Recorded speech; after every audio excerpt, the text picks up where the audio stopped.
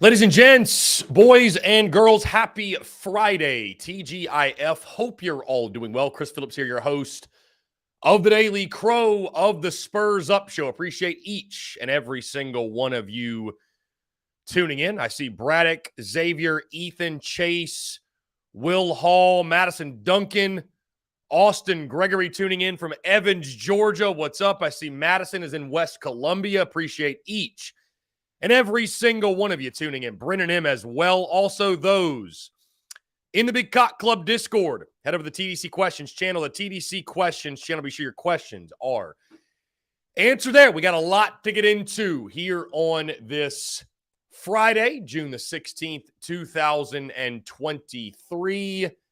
As we get situated here in the studio, as I mentioned, we've got just a couple of weeks left in before we are at the new studio. Really, really exciting stuff going on.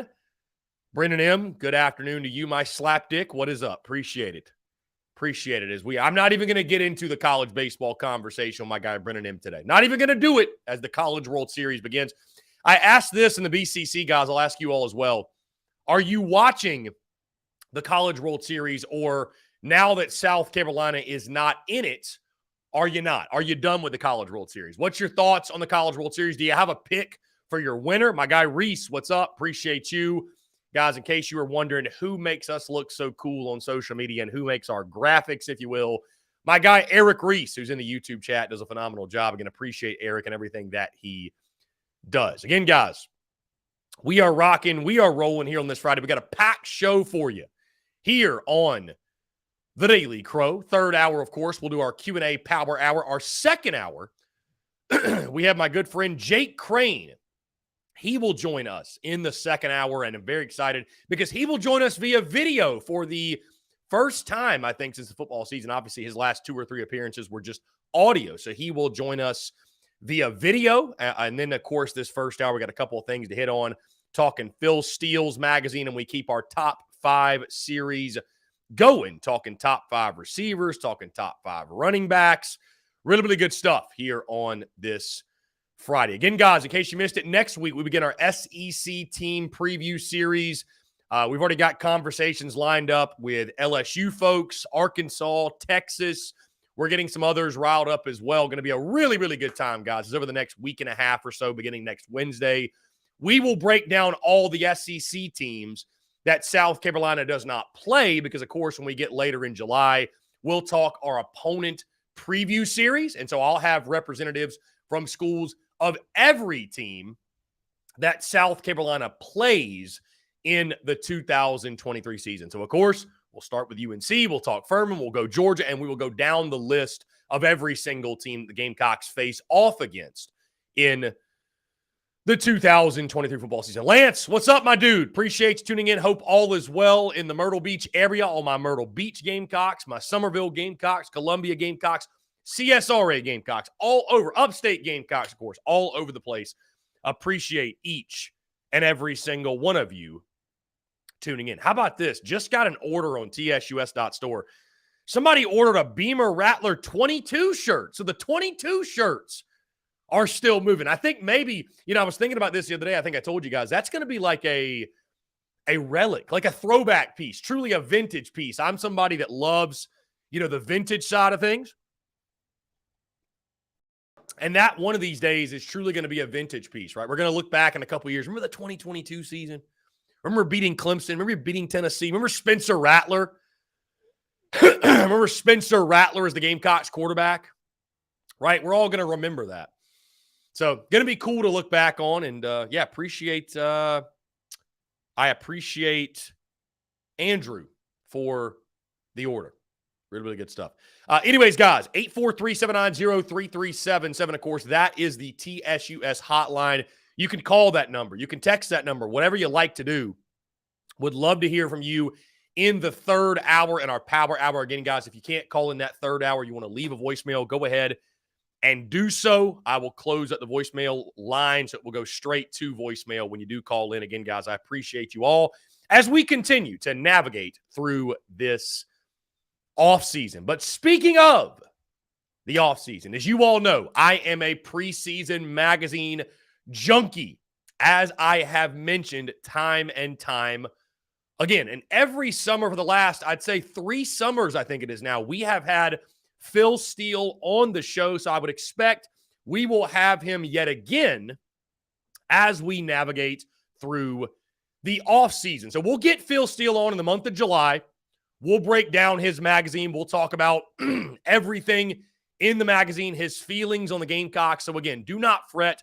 Phil Steele will join us at some point this summer to give us the full scoop on his feelings about South Carolina going into the 2023 football season. But the Phil Steele magazine is officially out. The digital version, the hard copy, will hit Barnes & Noble and other stores around July 4th, I believe, is what he has published on social media. But yours truly, I could not wait, went and got the digital version of Phil Steele's magazine. So on today's show, we are going to dive into Phil Steele's magazine and everything he has to say about the Gamecocks heading into the 2023 football season. So we start with his preseason top 40. And I want to mention this because this was something I even did not realize when I first looked at it, because what jumps out to me is that Clemson sits at number 2. But Phil Steele is very quick to point out. First off, he does a preseason top 40 and he does power ratings. They are 2 different things. So these ratings are based on where he projects teams to finish in the final rankings, right?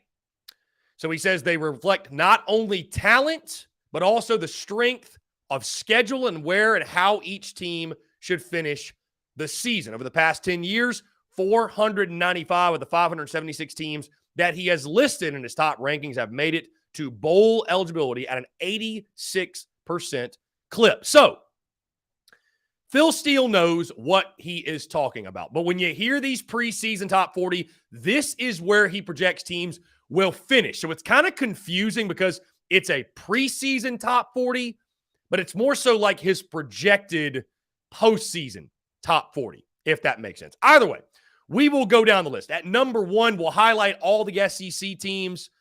Actually, we'll just go through the entire top 40 and where South Carolina is, of course. At number 1, he's got Georgia. Number 2, Clemson. So Phil Steele is very high on the Clemson Tigers. He believes they will return to national prominence and will be a college football playoff caliber team in 2023. At number 3, he has Michigan. Number 4, Bama. Number 5, Ohio State. Number 6, Penn State. Number 7, Southern Cal. Number 8, Florida State. Number 9, LSU. Number 10, Notre Dame. Number 11, Texas. Also number 11, somehow, some way, Texas A&M. I don't know if that's a misprint or what have you, but Texas A&M following Texas. Number 13, he has Wisconsin. Number 14, he has Washington. 15, Oregon. Okay? Then we get to 16th, Utah. 17th, Iowa. 18th, Oregon State. 19th, Tennessee. 20th, Oklahoma. 21st, North Carolina, the Gamecocks' week 1 opponent. 22nd, Toledo. 23rd, Pitt. 24th, UTSA. 25th, TCU. 26th, Ole Miss. 27th, South Alabama. 28th, UCLA. 29th, Kansas State. 30th, Miami.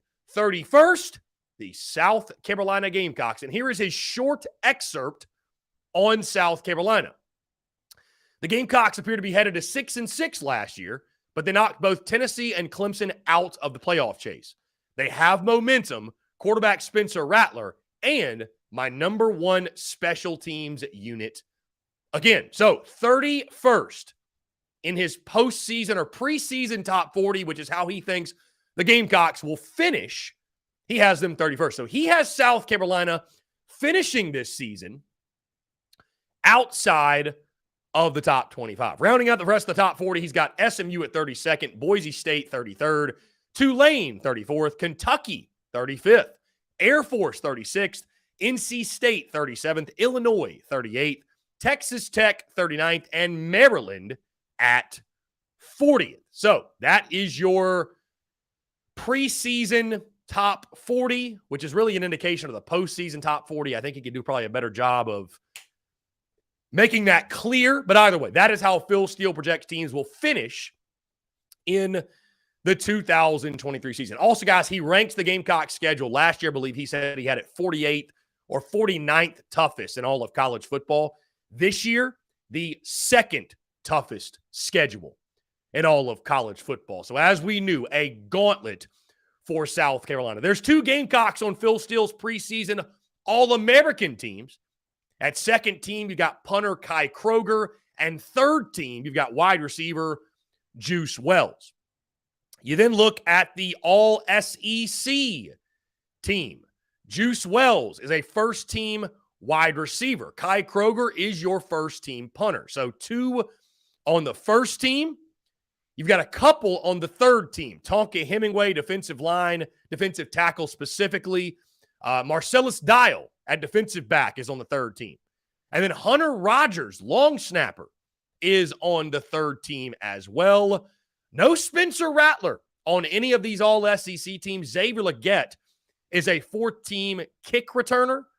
But that is it when it comes to the Gamecocks All-SEC players on Phil Steele's preseason All-SEC teams at least.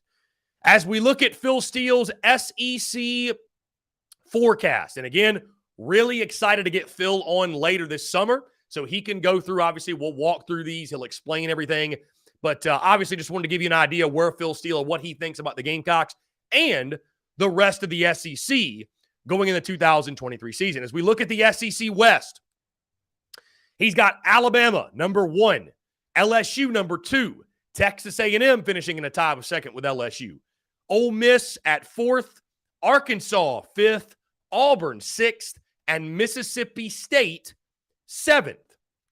So Alabama winning the SEC West over LSU. As we move to the SEC East, surprise, surprise, he's got the Georgia Bulldogs winning the SEC East once again. Tennessee in second. In third, he has South Carolina. And here's what he has to say about the Gamecocks. In 2021, the Gamecocks had a first-time head coach and 2 first-time coordinators and were a dog in 9 games, but upset North Carolina in the bowl game 38-21. And Beamer got a Mayo bath at 7-6. Last year, they had 14 returning starters and were a stronger team. This time, they were a dog in 8 games. And at 6-4, they knocked both Clemson and Tennessee out of the playoff chase with shocking upsets. They nearly beat Notre Dame in the bowl in an 8-5 year and number 23 in the AP, despite being minus 80 yards per game in SEC play. South Carolina did have my number 1 special teams unit. South Carolina faces a plus 47 tougher schedule, but does have plus 28 all-conference points returning and are a stronger team. They also get both Florida and Kentucky at home. So what I think's interesting about this, though, guys, he doesn't give game-by-game predictions, obviously, but if you read between the lines, for South Carolina to finish third in the SEC East, I think they're going to have to win 8 games. Like, I think they are. I mean, maybe there's a scenario. I mean, worst case, I guess you could say worst case, you're going 2-2 in non-conference play. Let's just say you lose to UNC and Clemson. So I guess maybe there's a path to where you could finish third in the SEC East and go, 5-3 in SEC play, but go 2-2 in your non-conference. I guess there's a path to that. There most certainly is, but you would think Carolina would be an 8-win team if they're finishing third in the conference. I guess what surprises me is to finish third in the conference, but be 31st in his preseason top 40, which is his postseason top 40, basically, where he thinks every team's going to finish. It would really surprise me if the Gamecocks finished third in the East, but finished outside the top 25. That would somewhat surprise me. Either way, he's got Kentucky finishing 4th, Florida also. So both these teams tied for 4th, but Kentucky ahead of Florida. Missouri 6th, and Vanderbilt finishing 7th. Now, these are always fun, the unit rankings, because I think it gives you a really interesting look in regards to what Phil Steele, we did this with Athlon, right?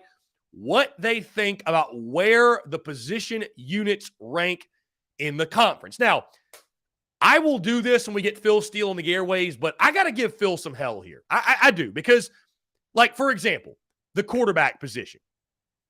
You got all 14 teams listed here, right? And he ranks, as we've seen before with Athlon, they rank the position units in the SEC. Who's got the best, second, third, fourth, fifth. For example, quarterback, okay? Phil Steele has Tennessee, LSU, Mississippi, Arkansas, South Carolina, and Mississippi State all listed as one. So all of those teams he has tied for first. I just, you got to pick one. Like that.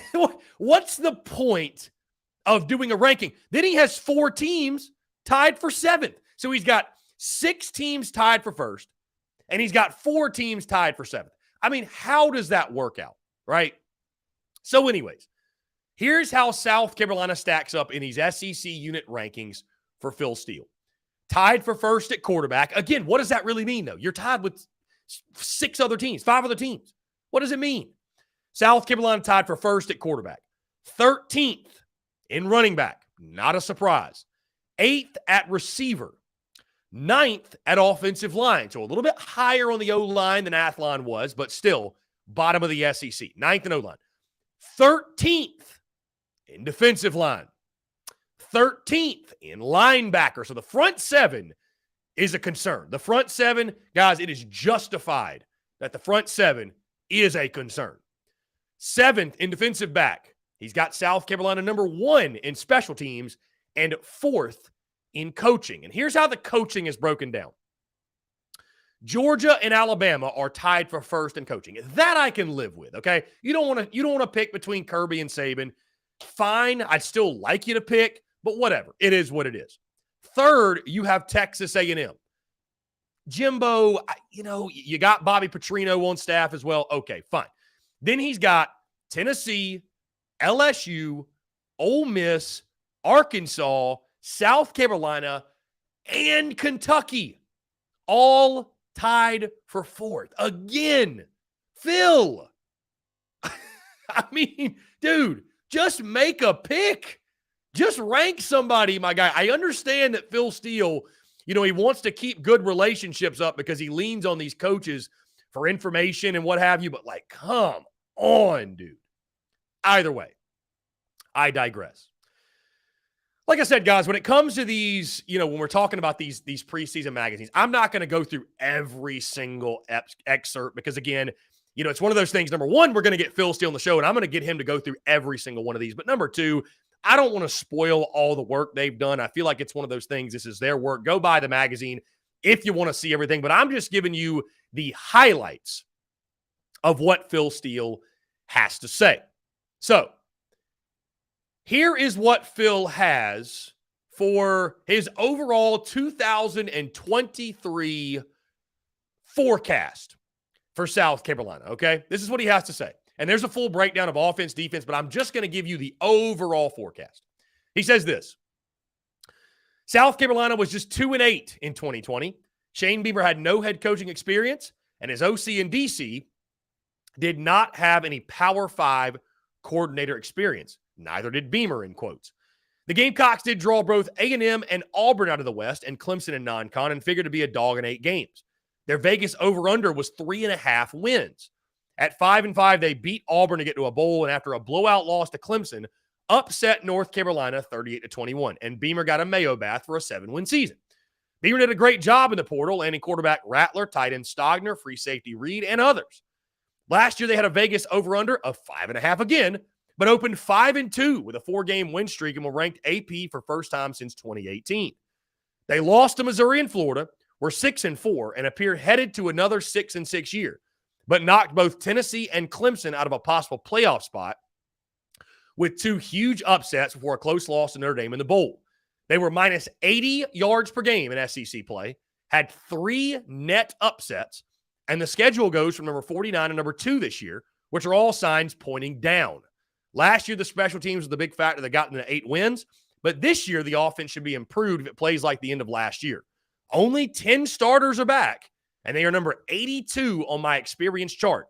Beamer is 2 for 2 outperforming expectations, and they are one of the top teams in the SEC East.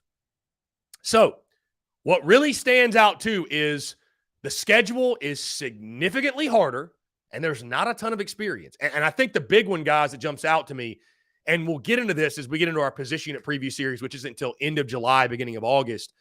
But, the reason that number felt low to me, but he's not factoring in Jalen Nichols, because Jalen Nichols is going to miss part of the season, if not the entire season, right? Last year, what I thought was interesting, Carolina on the offensive front returned all 5 starters and 129 career starts. 7 guys that came back last year started 6 games or more in a season. But it was a disappointing year yet again up front. Gamecocks had 119 rushing yards per game and gave up 31 sacks. The losses, guys, coming in this year, you only return 2 starters. It was 3, but Jalen Nichols is down and out. So you lost second-team SEC right guard Jovan Gwynn. You lost center Eric Douglas, and you lost right tackle Dylan Wanham, and 2 backups, right?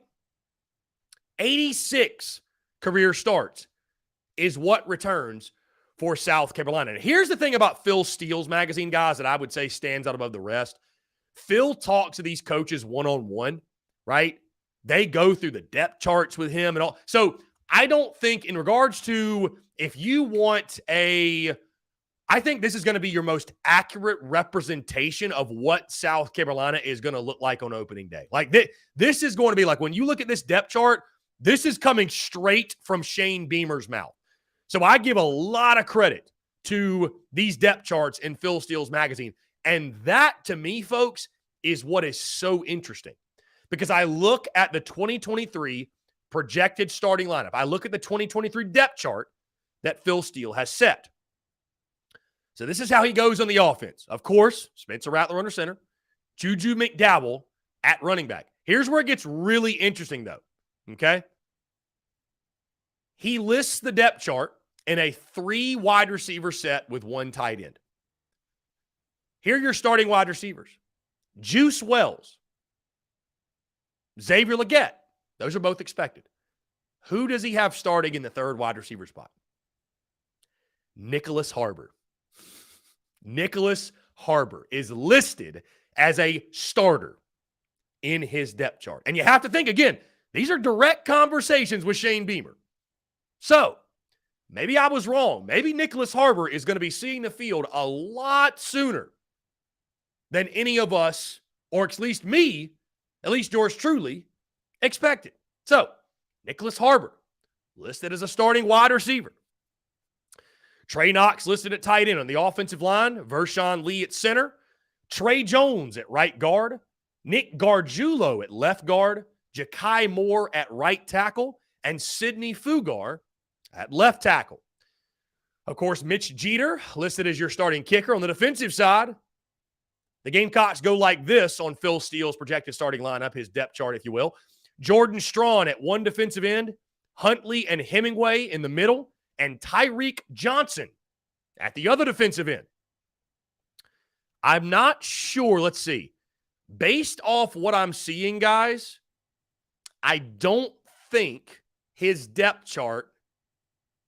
Okay, never mind. It does. Yes, his depth chart includes Jatius Gear. So he's got Jatius Gear from Syracuse backing up Tyreek Johnson. Very interesting.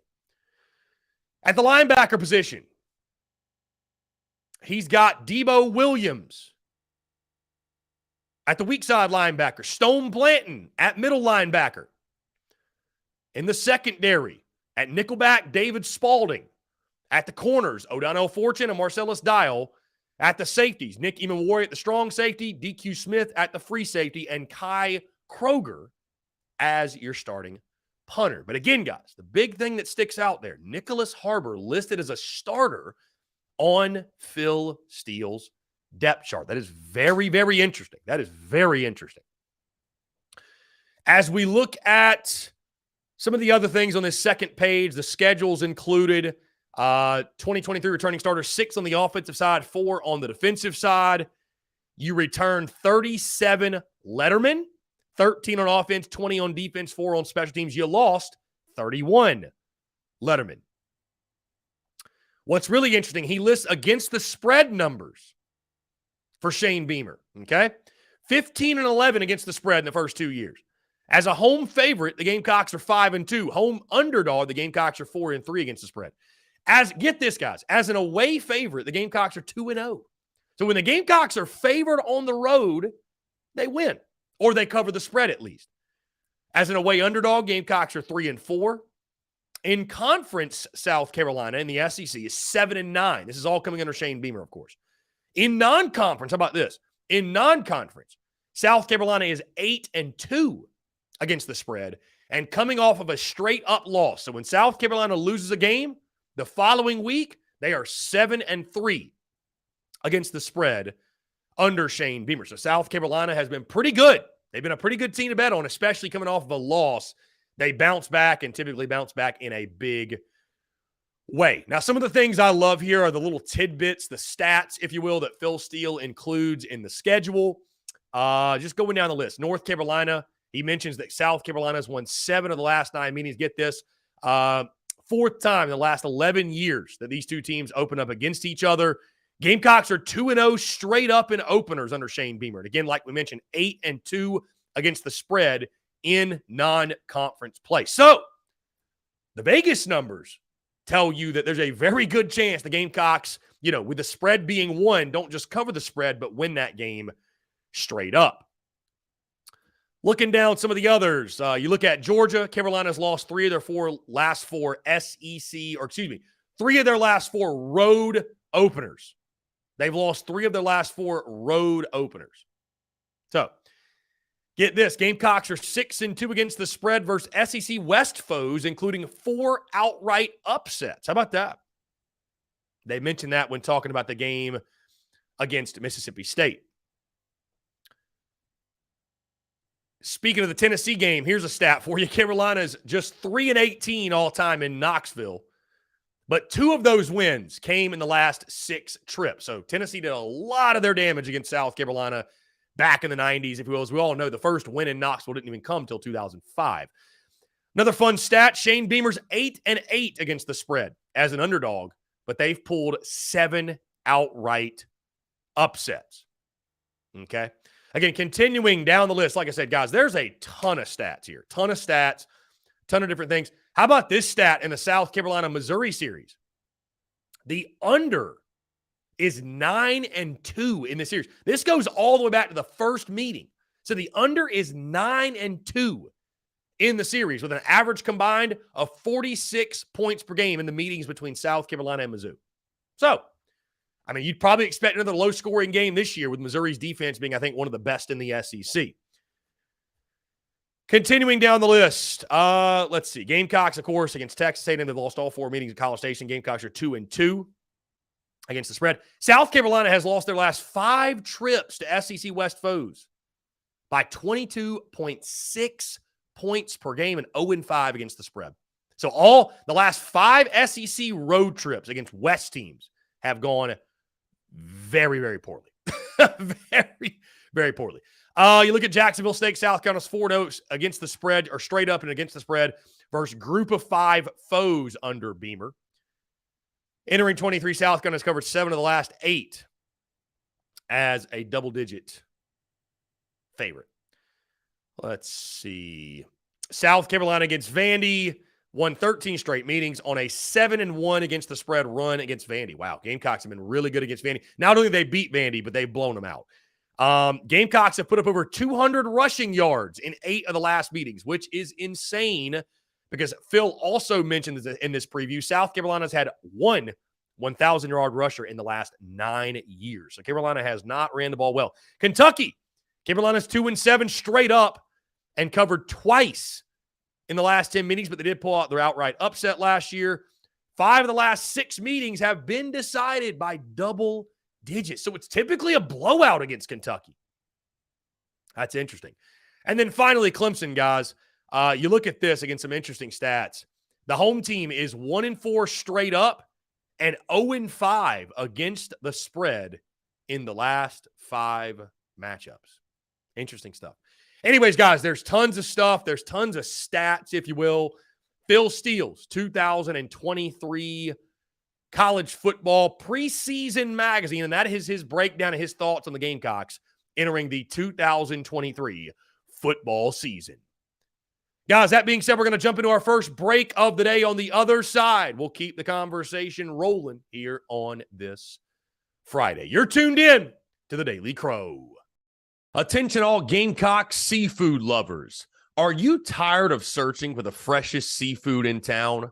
Look no further than the Carolina Fish Market, your go-to destination for the finest and most flavorful seafood in the Carolinas and beyond. Introducing the new Carolina Seafood Subscription Box, a culinary delight delivered right to your doorstep. Each month, you'll receive a carefully curated selection of fresh local seafood sourced directly from the waters of the Carolinas and beyond. From succulent shrimp to mouth-watering grouper to flounder or tuna and everything in between, their subscription box brings the ocean's bounty straight to your Gamecock kitchen. What sets the Carolina Fish Market apart is their commitment to quality and sustainability. They work closely with local fishermen and women who use responsible fishing practices, ensuring that every bite you take supports both your taste buds and our precious marine ecosystems. They've even won Best Seafood 5 out of the last 8 years. But that's not all. They're offering free shipping to all TSUS listeners on every Carolina Seafood subscription box, making it even easier for you to indulge in the flavors of the coast. Experience the convenience and joy of having fresh seafood delivered right to your door without any of the hassle. Don't miss on this incredible opportunity to elevate your culinary adventures with the Carolina Fish Market's Carolina Seafood Subscription Box. Join the seafood enthusiasts across the nation who are savoring the taste of the Carolinas, one delectable bite at a time, and just in time for Father's Day. Visit their website today at carolinafishmarket.com. That's carolinafishmarket.com, and embark on a seafood journey like no other. Freshness, flavor, and convenience await you. Order your Carolina Seafood subscription box now and use the promo code SPURSUP, that's SPURSUP, for $10 off your first purchase. Again, that's promo code SPURSUP, SPURSUP, for $10 off your first purchase. The Carolina Fish Market, where taste meets the ocean.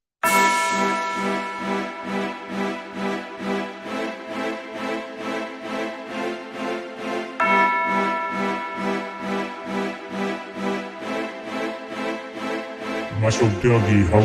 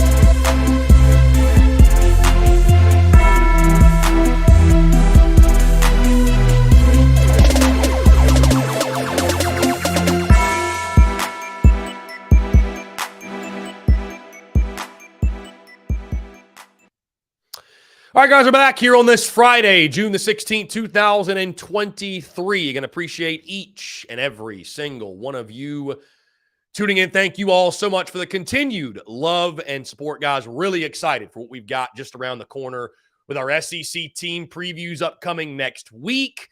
And, of course, as we get closer and closer to kickoff, just 78 days away now, the content's only going to increase, which is saying something because content already is bleeding out the eyeballs, and I appreciate each and every single one of you tuning in. Also, guys, like I mentioned, top of the show, the studio will change, and I'm actually really looking forward to it. I'm looking forward to the new stew. I think you guys will really, really enjoy it. That'll come in the next couple of weeks. That's not going to be like an immediate thing, but I would say probably within the next 2 weeks, we will be in the new studio, all moved in and good to go. But anyways, guys, that being said, we're going to keep the conversation rolling. And like I mentioned, we're going to continue the top 5 series. I give my list, my top 5 all-time ball carriers, the best running backs in Gamecocks football history. And we start at number 5. This man played for the Gamecocks from 2003 to 2007. During his career, he ran for 2,267 yards, 4.9 yards per carry. He had 23 rushing touchdowns. He also hauled in 117 catches for 1,303 yards, 11.1 yards per reception, and 5 receiving touchdowns for a total of 3,570 yards from scrimmage and 28 total touchdowns. He also served on kickoff return briefly with 5 kickoff returns for 73 yards, a 14.6 yard per return average. At number 5 on our list, Corey Boyd, and one of my all-time favorites, guys. Friend of the show, by the way. We've had Corey Boyd on a number of times. He had one of the best quotes of all time also on our airways when he said, and I asked him, Corey, what was your running style when you were at South Carolina? And he said this: always be the hammer, never be the nail. You can do all that juking and jiving, but when all else fails, be the hammer, never the nail, gain yardage, don't lose yardage. And that quote, in my opinion, guys, really just summarizes what made Corey Boyd such a great player at South Carolina. I mean, you think of the memorable moments, and again, the way he was a do-it-all player. Of course, Steve Spurrier's, I would say, first running back. Also, though, not really, because he was suspended for the 2005 season. You might recall, and a guy that, I can really respect, overcame adversity, played in 03, played in 04, suspended in 05, and then really burst on the scene. And guys, you think about the consistency, 4.9 yards per carry, and you look at his career. As a freshman, he only got 58 touches, but he was at 4 yards per carry. 2004, 2006, and 2007, he ran for 5 yards per carry, right on the number. You knew when you gave it to number 3, as he said in that quote I mentioned earlier, you were going to gain yardage. You were going to get yardage. He might not have been the most explosive, right? Might not have been the fastest, might not even been the biggest, but he was a guy, dude, you did not want to tackle him. And it took more than one guy to bring him down, and was always a dude who was going to find a way to fight scratch and claw to get that extra yard. And for that reason, he ranks 5th on my list of best running backs in South Carolina football history. Coming in at number 4, this man played for the Gamecocks from 1986 to 1989. He ran for 3,005 yards, 4.3 yards per carry, and 31 rushing touchdowns. He had 94 catches for 857 yards, 9.1 yards per catch, and 2 receiving touchdowns for a grand total of 3,862 yards and 33 touchdowns from scrimmage. At number 4 on our list, Harold Green, a second-round draft pick, by the way, in the 1990 NFL draft by the Cincinnati Bengals. Again, one of the best players in South Carolina football history, was a huge part of those teams in the late 80s that saw South Carolina with Todd Ellis and Sterling Sharp and those guys have some of the best seasons in South Carolina football history, right? I mean, you look at the standout season he had, 1987, 1,022 yards, 15 rushing touchdowns in that 87 season. 89 was nearly just as good with 989 yards and 6 rushing touchdowns. One of the best to do it in school history, and he ranks 4th on our list, Harold Green. Coming in at number 3, as we get his statistics pulled up here. This man played for the Gamecocks from 1991 to 1994. During his career, ran for 2,983 yards, 4.4 yards per carry, and 26 rushing touchdowns. He also had 107 catches for 968 yards and 2 touchdowns for a grand total of 3,951 yards and 28 touchdowns from scrimmage. At number 3 on our list, Brandon Bennett. And there are a few players, there's just a couple that are known for a specific play, right? And you know you had a great career, you know you were a memorable player when you have a play known after you. Simply put, Bennett over the top.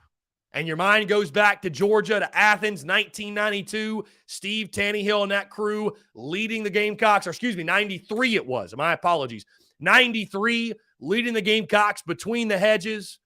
Lay down, you guys. Lay down, right? The great Larry Munson on the call, and Brandon Bennett goes over the top to give the Gamecocks the W. A hard-nosed runner for South Carolina, and a player that really probably doesn't get the recognition he deserves just because he wasn't on the best teams, right? We've talked about the 90s for South Carolina. It was a bit of a rough time, bit of a roller coaster, if you will. But Brandon Bennett, certainly, that does not take away from his greatness.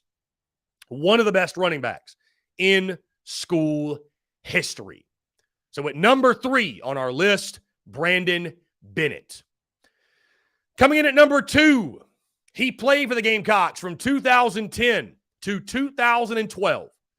He ran the ball 555 times for 2,677 yards, 4.8 yards per carry, and 38 rushing touchdowns, a South Carolina record. He had 74 catches for 767 yards, 10.4 yards per reception, and 3 receiving touchdowns for a grand total of 3,444 yards from scrimmage with 41 total touchdowns. Coming in at number 2 on our list, Marcus Lattimore. His freshman season still stands out as one of the best by a Gamecocks running back. Back in 2010, he had 249 carries for 1,197 yards, 4.8 yards per carry, and 17 touchdowns.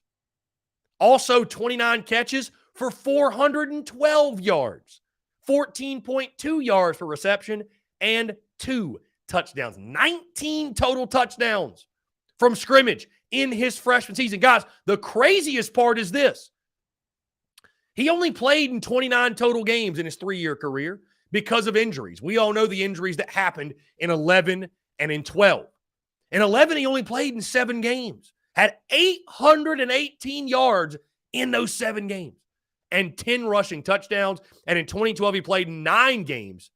He had 662 yards and 11 rushing touchdowns. The career record holder, guys, I think a record that will never be broken, 38 rushing touchdowns.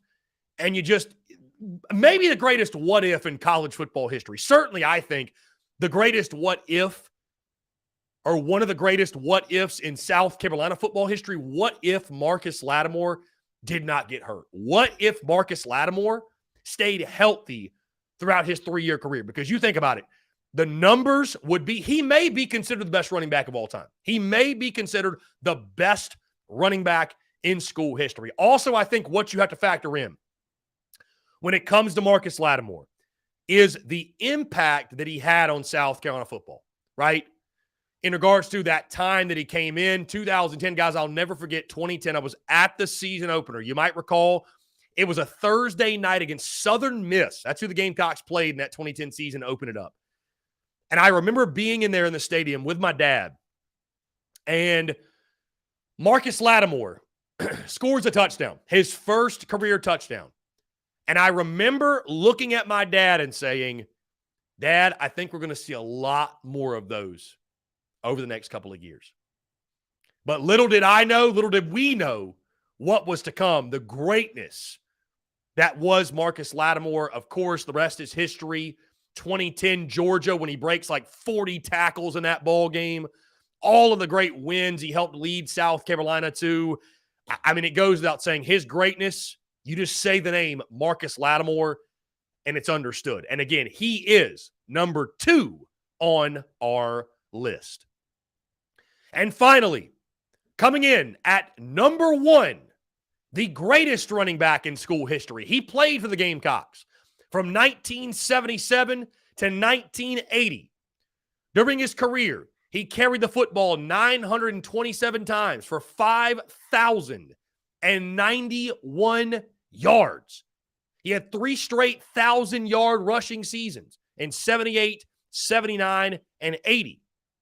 He had 31 rushing touchdowns over the course of his career, 43 catches for 389 yards, 9 yards per reception, and 2 touchdowns for a grand total of 5,480 yards and 33 touchdowns from scrimmage. And oh, by the way, he won the greatest individual achievement one can in college football, that being the Heisman Trophy in the 1980 season.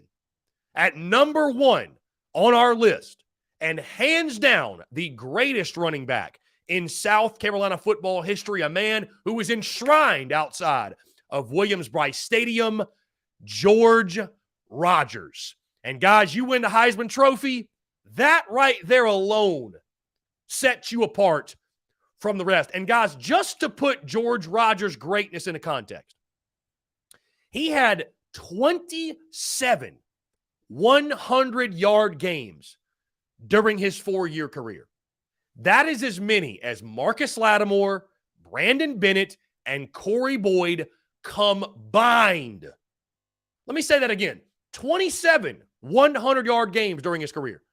Marcus Lattimore had 11, Brandon Bennett had 11, and Corey Boyd had 5. You combine all those, it still falls short of George Rogers. And in an era, guys, where everyone knew that South Carolina was running the football, everybody knew the Gamecocks were giving it to Big George, and it still didn't matter. His 1980 Heisman season, he had 297 carries. Guys, we're never going to see that again. 300 carries from a running back, you're never going to see that again. I mean, you think about that. It's about 30 carries a game. You're never going to see it. 1,781 yards, 6 yards per carry, 14 touchdowns, and also threw in 7 catches for 23 yards in that Heisman Trophy winning season. There is no debate. There is no banter. There is no back and forth. George Rogers is the greatest running back in school history. So again, my top 5 greatest running backs to wear the garnet and black. Number 5, Corey Boyd. Number 4, Harold Green. Number 3, Brandon Bennett. Number 2, Marcus Lattimore. And number 1, George Rogers. Guys, that being said, let's jump into a quick break. On the side, we'll keep the conversation rolling here on this Friday. You're tuned in to the Daily Crow. Attention all Gamecock seafood lovers. Are you tired of searching for the freshest seafood in town? Look no further than the Carolina Fish Market, your go-to destination for the finest and most flavorful seafood in the Carolinas and beyond. Introducing The new Carolina Seafood subscription box, a culinary delight delivered right to your doorstep. Each month, you'll receive a carefully curated selection of fresh local seafood sourced directly from the waters of the Carolinas and beyond. From succulent shrimp to mouth-watering grouper to flounder or tuna and everything in between, their subscription box brings the ocean's bounty straight to your Gamecock kitchen. What sets the Carolina Fish Market apart is their commitment to quality and sustainability. They work closely with local fishermen and women who use responsible fishing practices, ensuring that every bite you take supports both your taste buds and our precious marine ecosystems. They've even won Best Seafood 5 out of the last 8 years. But that's not all. They're offering free shipping to all TSUS listeners on every Carolina Seafood subscription box, making it even easier for you to indulge in the flavors of the coast. Experience the convenience and joy of having fresh seafood delivered right to your door without any of the hassle. Don't miss on this incredible opportunity to elevate your culinary adventures with the Carolina Fish Market's Carolina Seafood subscription box. Join the seafood enthusiasts across the nation who are savoring the taste of the Carolinas, one delectable bite at a time, and just in time for Father's Day. Visit their website today at carolinafishmarket.com. That's carolinafishmarket.com, and embark on a seafood journey like no other. Freshness, flavor, and convenience await you. Order your Carolina Seafood subscription box now and use the promo code SPURSUP, that's SPURSUP, for $10 off your first purchase. Again, that's promo code SPURSUP, SPURSUP, for $10 off your first purchase. The Carolina Fish Market, where taste meets the ocean.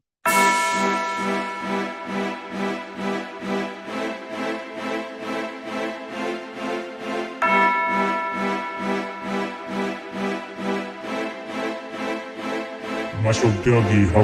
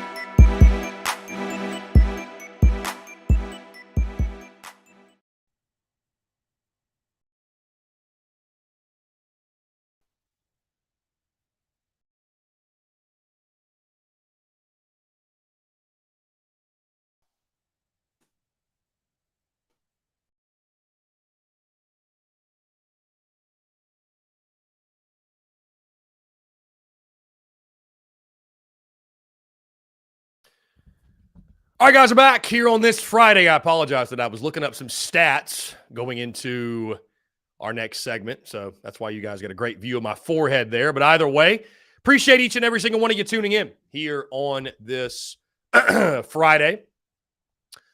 Really, really excited for what we have going on content-wise. We also have Jake Crane upcoming in the next 20 minutes or so. So with that being said, guys, we're going to keep the top 5 series rolling. And this one's a lot of fun because this one is always highly debated because, guys, South Carolina, as we all know, has produced some fantastic wide receivers over the years. And we're ranking them the top 5 best wide receivers in Gamecocks football history. We will start at number 5. This man played for South Carolina from 2016 to 2019. During his career, he hauled in 234 catches for 3,045 yards, 13 yards per reception, and 22 receiving touchdowns. He also ran the ball 6 times for 41 yards for a grand total of 3,086 yards and 22 touchdowns from scrimmage. Coming in at number 5 on our list, Bryan Edwards. And a guy that, again, you really have to think about the era in which he played in and some of the inconsistencies at quarterback. And, Bryan Edwards was not the flashiest on this list, right? And it's like I said yesterday talking about Deebo Samuel. I know that we try to block out the Will Muschamp era, if you will. We try to block that out of our memory. But there were some great players, right? And you think about that Bryan Edwards played with Deebo Samuel and Shi Smith. And for a lot of his career, Bryan Edwards was not the number 1 guy. Yet he continued to put together solid seasons. 590 as a true freshman, 4 touchdowns. 793 as a sophomore, 5 touchdowns. 846 as a junior, 7 touchdowns. And 816 as a senior and 6 touchdowns. When you think about longevity of career, and you also think about just overall receiving yards at 3,045, which I believe he ranks number 1 in school history when it comes to receiving yards, certainly deserves a place in that top 5. And for that reason, he ranks 5th on our list, Bryan Edwards. Coming in at number 4, he played with the Gamecocks from 2005 to 2008 during his career, hauled in 207 catches for 2,781 yards. He had 19 receiving touchdowns, a 13.4 yard per catch mark. He also ran the ball 13 times for 34 yards for a grand total of 2,815 yards and 19 touchdowns from scrimmage. Also had 39 punt returns for 269 yards. Coming in at number 4 on our list, the late, great Kenny McKinley. Again, you say that name and you think first of the person, the smile, the infectious attitude, right? Was on those first couple of Spurrier teams, if you will. And again, was not the number 1 target, was behind a guy, Sidney Rice, which, spoiler, is on this list, right? Never was really the number 1 target, but always, always performed. Fell just short of a 1,000-yard season in 2007, 968 receiving yards, and 9 total receiving touchdowns. One of the greatest deep threats, I think, in school history. One of the greatest slot guys, if you will. While he was small in stature, his impact was big for his 4 years in Columbia, and he sits 4th on our list of top 5 best receivers, Kenny McKinley. Now, here's where the debate really starts. And when I think when you're ranking the top 3, when you're ranking the best receivers in school history, a lot of it depends on who you watched, did you watch them in their prime, and maybe there's some recency bias, okay? Because the debate rages on between Sharp, Rice, and Jeffrey. Who deserves to be 3? Who deserves to be 2? Who deserves to be number 1? Coming in at number 3 on my list, he played for the Gamecocks from 1983 to 1987. Had 169 catches for 2,497 yards, 14.8 yards per catch, and 17 receiving touchdowns. He also ran the ball 41 times for 205 yards and 5 rushing touchdowns for a grand total of 2,702 yards and 22 touchdowns. Coming in at number 3 on our list, Sterling Sharpe. And I know this is the one that's going to upset a lot of our old school Gamecock fans. Is there some recency bias for yours truly? I have to admit, yes. And I hate the fact that I did not get to watch Sterling Sharpe in his prime. His breakout season, of course, was his junior year, where he had 74 catches for 1,106 yards and 10 receiving touchdowns. He was also one hell of an NFL player before injury. His brother, Shannon Sharpe, has gone as far to say that my brother Sterling was a better athlete than I could ever dream of being, and he would be in the NFL Hall of Fame had he not gotten injured. Again, Sterling Sharpe, we're splitting hairs. One of the greatest in school history. There's a reason his number 2 is retired. But for me, he is 3rd on my list. Although that does not take away from his impact and his greatness. Sterling Sharpe at number 3 on my list. Coming in at number 2, he played for the Gamecocks from 2005 to 2006, but in just 2 years, had 2,233 yards receiving, 15.7 yards per catch, and 23 receiving touchdowns. He also had 1 carry for 6 yards for a grand total of 2,239 yards from scrimmage and 23 total touchdowns. At number 2 on my list, Sidney Rice. And the thing that holds Sidney back from being number 1, guys, is simply just not enough body of work. He only played 2 years. Had Sidney Rice played a 3rd season, in my opinion, he would be the greatest wide receiver in school history. I mean, you look at his 2 years, guys, I'll tell you this. I still say to this day, Sidney Rice was the greatest cheat code in South Carolina football history. I mean, he was probably one of the most unguardable players at Carolina. If you threw it in the vicinity of Sidney Rice, he was catching it. Like, there was no question. Made circus catch after circus catch after circus catch. Had some incredible games. Who can forget 2006 when he had 5 touchdown catches in 1 game, that coming against Florida Atlantic. But his freshman season, 70 catches, 1,143 yards, 16.3 yards per catch, and 13 touchdowns. He followed that up again in 2006, 72 catches, 1,090 yards, and 10 touchdown catches. Had he played that 3rd year, like I mentioned, he'd be the greatest wide receiver in school history. I know a lot of those that played with him. My guy, Savell Newton, has said many times, Chris, he is the greatest wide receiver in school history. But body of work matters. Body of work matters, but certainly there is no taking away his greatness.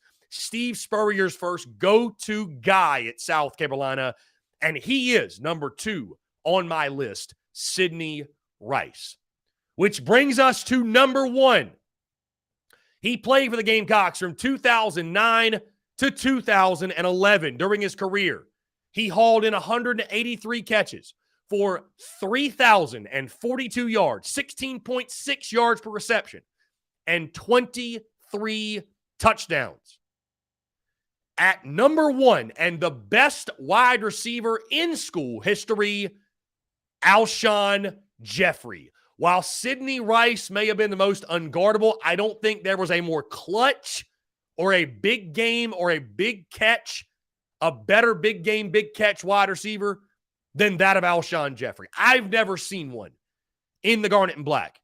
His sophomore season, 88 catches, 1,517 yards on that season, and 9 touchdowns. And you think about, again, guys, the clutch moments. The one that jumps out, 2010 against Alabama, the one-handed catch, that image we all have in our head. He also went 3-0 against the Clemson Tigers, helped start that 5-game winning streak. Beat Georgia in 2010, 2011, and was a part of helping start the greatest run in South Carolina football history. When you combine talent, you combine clutch, you combine big game ability, big catch ability, big play ability, Alshon Jeffrey, in my opinion, is the greatest wide receiver in school history. So again, my top 5 best pass catchers ever wore the garnet and black. Number 5, Brian Edwards. Number 4, Kenny McKinley. Number 3, Sterling Sharp. Number 2, Sidney Rice. And number 1, Alshon Jeffrey. Guys, that being said, we're going to jump into another break. On the side, we got my good friend Jake Crane of Crane and Company upcoming. A lot of great stuff to talk to with Jake on the side. You're tuned in to the Daily Crow. Attention all Gamecocks seafood lovers. Are you tired of searching for the freshest seafood in town? Look no further than the Carolina Fish Market, your go-to destination for the finest and most flavorful seafood in the Carolinas and beyond. Introducing the new Carolina Seafood Subscription Box, a culinary delight delivered right to your doorstep. Each month, you'll receive a carefully curated selection of fresh local seafood sourced directly from the waters of the Carolinas and beyond. From succulent shrimp to mouth-watering grouper to flounder or tuna and everything in between, their subscription box brings the ocean's bounty straight to your Gamecock kitchen. What sets the Carolina Fish Market apart is their commitment to quality and sustainability. They work closely with local fishermen and women who use responsible fishing practices, ensuring that every bite you take supports both your taste buds and our precious marine ecosystems. They've even won Best Seafood 5 out of the last 8 years. But that's not all. They're offering free shipping to all TSUS listeners on every Carolina Seafood subscription box, making it even easier for you to indulge in the flavors of the coast. Experience the convenience and joy of having fresh seafood delivered right to your door without any of the hassle. Don't miss on this incredible opportunity to elevate your culinary adventures with the Carolina Fish Market's Carolina Seafood Subscription Box. Join the seafood enthusiasts across the nation who are savoring the taste of the Carolinas, one delectable bite at a time, and just in time for Father's Day. Visit their website today at carolinafishmarket.com. That's carolinafishmarket.com, and embark on a seafood journey like no other. Freshness, flavor, and convenience await you. Order your Carolina Seafood subscription box now and use the promo code SPURSUP, that's SPURSUP, for $10 off your first purchase. Again, that's promo code SPURSUP, SPURSUP, for $10 off your first purchase. The Carolina Fish Market, where taste meets the ocean.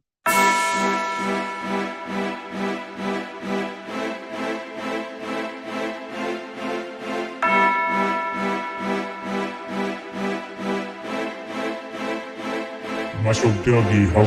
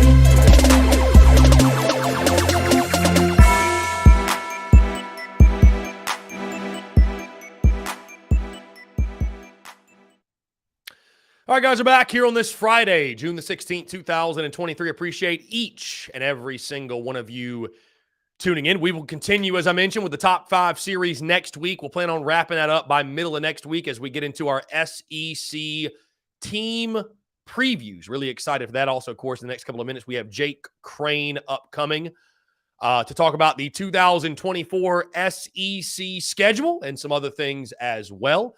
Again, appreciate each and every single one of you tuning in. And I'll tell you this, I always get to this point to where, I'm not there yet, but once we get to the end of June and we get to July 4th, obviously, I will be so ready to start talking about like actual ball, giving predictions, giving projections, stuff like that. And then it's funny, I go from that to we go through the month of July, we go through the month of August. And by the time we get to like mid-August, right, I get so ready for kickoff because I'm like, we are literally like, you just get to the point in the preseason, right, when you're kind of saying the same things over and over and over again because there's just not a lot to talk about, right? Like, it's like we're previewing, we're predicting, we're projecting. It's just like, let's get to some actual ball on the field. But the preseason's a fun time, man. The preseason's a fun time because, hey, listen, everybody's 0-0. Everybody's undefeated. Everybody's got a shot. There's optimism in the air. There's excitement, if you will. So it is a good time. But I will say it's always fun. The preseason for me as a content creator is always a blast, breaking everything down and going through the opponent previews and the position unit previews and just all the previews you can think of. So it's always a good time. Like I said, I'm really excited to add those SEC team previews to the docket, if you will. Like I said, 2 minutes, guys. We got Jake Crane. He's going to jump on right at 1:15. Right at 1:15. So, and going to be joining us via video, which you'll love to see. I love that. I love that Jake Crane is going to be joining us via video. Also, I didn't know this, by the way. I'm going to bring this up to Jake. He is a weekly guest on Offsides with Mark Ryan. So, really, really good stuff. Offsides and Mark Ryan. He does join Mark every week. I did not know that till yesterday. I got in my car, and I heard Jake Crane on 97.7 here in the great state of South Carolina. So, really good stuff. Really, really good stuff. Again, guys, thank you all so much for tuning in. Looking forward to, guys, later in the summer again. We're going to get Phil Steele. The plan will be to get Phil Steele on the show. We've also got my guy Brett Ciancia, Pick Six previews. I will say this, and I would tell Phil this as well, because all these magazines have value. I love Athlon, honestly, because it comes out first. I like Lindy's because it's just, Athlon and Lindy's are very, very similar. They really are. Phil Steele's is great for information, for nuggets, for if you're a stat junkie, you love Phil Steele. But I love, and my favorite is truly Pick Six previews and Brett Ciancia, because it's like I get the information that I want and need, but I'm not overwhelmed with the information. Sometimes Phil Steele's magazine, you just get overwhelmed. And I feel like a lot of it, and I hate to say this about Phil and his magazine, but a lot of it just feels like filler content. Like, again, why do I need to know how close you were to the points per game mark in 2020? Like, who cares? You know what I mean? Like, I understand using the last 2-3 years to provide context to what's happened for the program, but I don't know. Some of it I kind of feel like sometimes is filler content. But anyways, it's a great magazine. Phil obviously doesn't need my validation. He does a great job on his own right. So anyways, again, guys, preseason magazine season, it is in peak form, if you will. So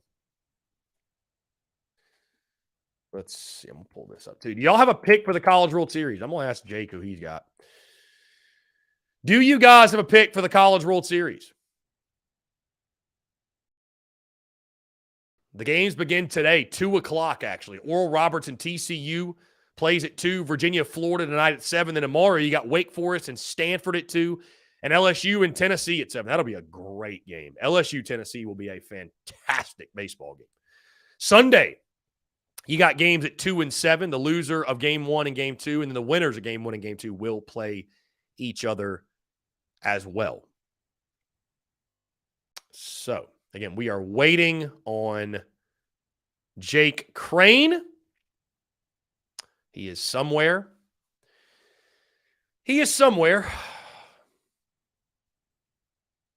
I do not see him.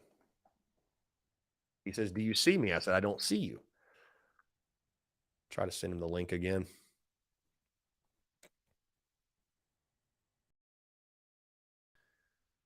I don't know what's going on. He says I think he says he's in here, but he's not. Okay. Says he's joining. Okay. Hopefully Wi-Fi is not an issue. I mean, if it is, Jake can always call in. That's the beautiful thing. I don't, it's funny though. You guys mentioned it last week, having the graphic. I don't have the graphic made because this morning Jake said I'm gonna join via video. And so I was like, okay, no need to make the graphic. There's no need for it, right? So we'll just see. We'll see here. Hopefully Streamlabs is not giving our guy an issue. Here we go. Looks like we're getting Jake on the back end, guys. Like I mentioned, College World Series beginning today. Oral Roberts, TCU, Virginia, Florida, Wake Forest, Stanford tomorrow. Then LSU, Tennessee tomorrow night. Who's your pick to win it all, or do you even really care because the Gamecocks aren't there? Either way, guys, really excited to get him in. He joins us every single Friday. Does a great job with the folks over at Crane and Company. They're live every single morning. And again, he joins us today. Jake Crane of Crane and Company. Jake, what's going on, my man? How are you? Hey, what's up, man? Yeah, I didn't see the join button. I really blew it for the first couple minutes, but sometimes you go a couple innings early without getting a knock, and you figure it out as it goes. I just think Brian Harsin been rubbing off on you the last couple of years, man. You're just missing the little details. Man, no, look, I'm not up here to just lift weights and talk about accountability. Yeah. Bro, I love the hat, by the way. Is that the College World Series logo? I can't really see it, but is that's what it looks like at least? Man, it's actually the Women's College World Series. When a fan of the show sent it in, and man, I have as much fun. I think it's the best women's sport, hands down. Yeah. I know women's college basketball was incredible this year, especially at the end, as competitive as I've ever seen it. But man, there's something about high-level softball, and especially when you see what Oklahoma's done and the SEC in general now that they're about to be a part of it. So, I thought I'd rock it a little bit. Jake, I know South Carolina is not in it, but I'm curious. Again, I'm sure you just heard me talking about the College World Series begins today. Do you have a pick for it? Again, Oral Roberts, TCU, Virginia, Florida, Wake Forest, Stanford, LSU, Tennessee. That's your Omaha 8. I'll ask you this, too. Do you have a pick? And maybe I'll make it simpler for you. Wake Forest is the favorite. Do you take Wake Forest or the SEC to win it all? Man, neither. I'm taking TCU. I think gonna win it. I picked them. When they got into the Supers against Indiana State, and when you look, we always talk about it in college basketball, right? The teams at the end of the year that are playing the best. You want to get hot at the right time, and since the start of the Big 12 tournament, TCU's averaging beating teams 11-3. You saw what they did to Arkansas down in that regional. Took care of Indiana State in the Supers pretty easily. You got two freshman pitchers that have been outstanding. Trey Richardson's been unbelievable. Carson Bowen, who's another freshman, is just knocking the cover off the ball. And at the end of the day, look, baseball is the sport with the most variables, in my opinion. It's one of the hardest to predict. But I like TCU, man. I like them to beat Oral Roberts tonight and end up making a run for it. So, Jake, obviously the big news of the week, Wednesday night, we got the 2024 opponents for each and every single SEC team, of course, with the addition of Oklahoma and Texas to the league. There is shakeup, and that includes the scheduling and the opponents, if you will. Before we get into specific schedules and opponents, if you will, and matchups, let me ask you this. When you watched that and you saw the schedules come out, because again, there was a lot of shakeup. I mean, we're going to get into the Gamecocks, and you're playing a couple of teams. You're not playing a couple of teams for the first time since 1991. When you saw the shakeup, did it make you like it more or less that the SEC is expanding and that we have Oklahoma and Texas? Like, did you kind of have some of that regret, like, man, I kind of just wish we'd have stuck with East and West and divisions and not expanded? Or was it something you just embrace it and embrace the change? Like, how did it feel for you watching that on Wednesday night? Well, I like it more. I think it makes more sense. Number one, I mean, you try because you'll never have an even schedule. That'll never happen. I don't care what format you have. This is the closest thing we're going to get to it. I know there were some, ancillary rivalries that we're not going to see on the forefront for the first couple of years. But with this format, it's not like you're never going to play them again. We're not going to have this stretch of 2 decades where 2 SEC teams don't play each other. Even with the 8-game in-conference schedule through a 4-year career, you're going to play each team home and away.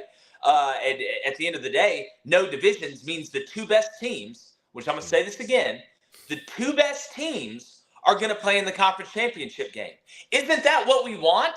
when you have which divisions didn't make sense anyway. How in the hell are Auburn and Alabama in the West and Missouri's in the East? You don't have to be Christopher Columbus to figure out that doesn't make any sense. So regionality had nothing to do with it. Then you look at like the Big Ten. Well, the Big Ten had to send a team from the Big Ten West to go get slaughtered by either Michigan or Ohio State. The whole point of scheduling, in my opinion, is you try and keep your biggest rivalries intact, which you did when they're in the same conference. The second thing is you try and get everybody to play everybody in a timely manner at some point. They did that, and then you have the two best teams play for the conference championship game, and they did that. The part that I can understand is all I'm hearing from most fans, because a lot of them like it, but all I'm hearing is, oh, no, we lost. Oh, man, LSU and Auburn's not going to play this year, not going to play for a couple years. Well, guess what? We're talking about all these rivalries that are still going to happen, just not at the same rate. But nobody's talking about the rivalries that are going to be created. Do you know how many rivalries are about to be created by the additions? Look at Oklahoma, Florida. I can go down the list, and it's not just in football. Look at baseball. Look at softball. Alabama, Oklahoma in softball, to bring that back up again. Look at men's golf. Look at gymnastics. Look at all the sports. But from a football standpoint, we get Texas, Arkansas now. We get Oklahoma, Arkansas now. You're going to see rivalries created that we never even knew could exist. But just like everything, it's an instant negative reaction. What did I lose? Instead of thinking, hey, what could we possibly gain? Because most people can't see the beach through the forest.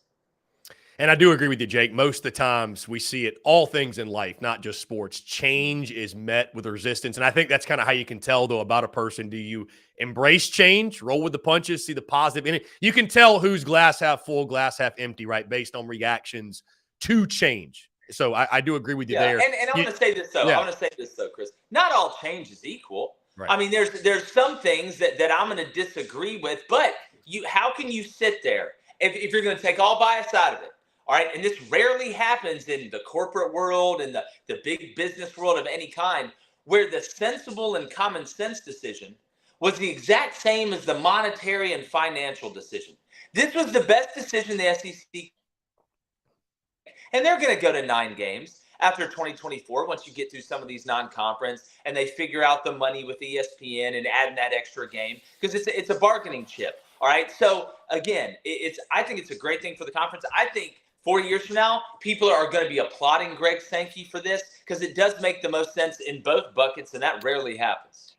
And Jake, to speak to your point, not to take it down like a personal path, but from the entrepreneurial perspective, I've talked about that with things we've done in my business and pivots that we've made, if you will, where it's a beautiful thing and the sweet spot you want to hit, but most of the time it seems, especially in big business, right, they don't hit this most often. But when you can hit that sweet spot of doing something where you pivot or you make a change where it makes the most business sense, but it also provides the most value for your end consumer, when those two things are overlapping, that's when you've really hit the sweet spot, and that's a beautiful thing. So to your point, I do agree with that, and I felt that firsthand in my own personal life, if you will. You mentioned Oklahoma. Yeah, you mentioned Oklahoma and Texas. I want to start with them. Texas gets Florida, Georgia, Kentucky, Mississippi State at home, Arkansas, of course, Oklahoma, Texas A&M, and Vandy away from Austin. Oklahoma gets Alabama, South Carolina, Tennessee, and, of course, Texas.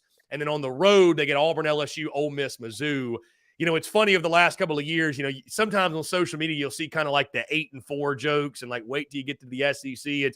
They're really about to experience it. And my question to you also is this, Jake, what in the world, who did Oklahoma piss off? Because, bro, they have got a gauntlet upcoming.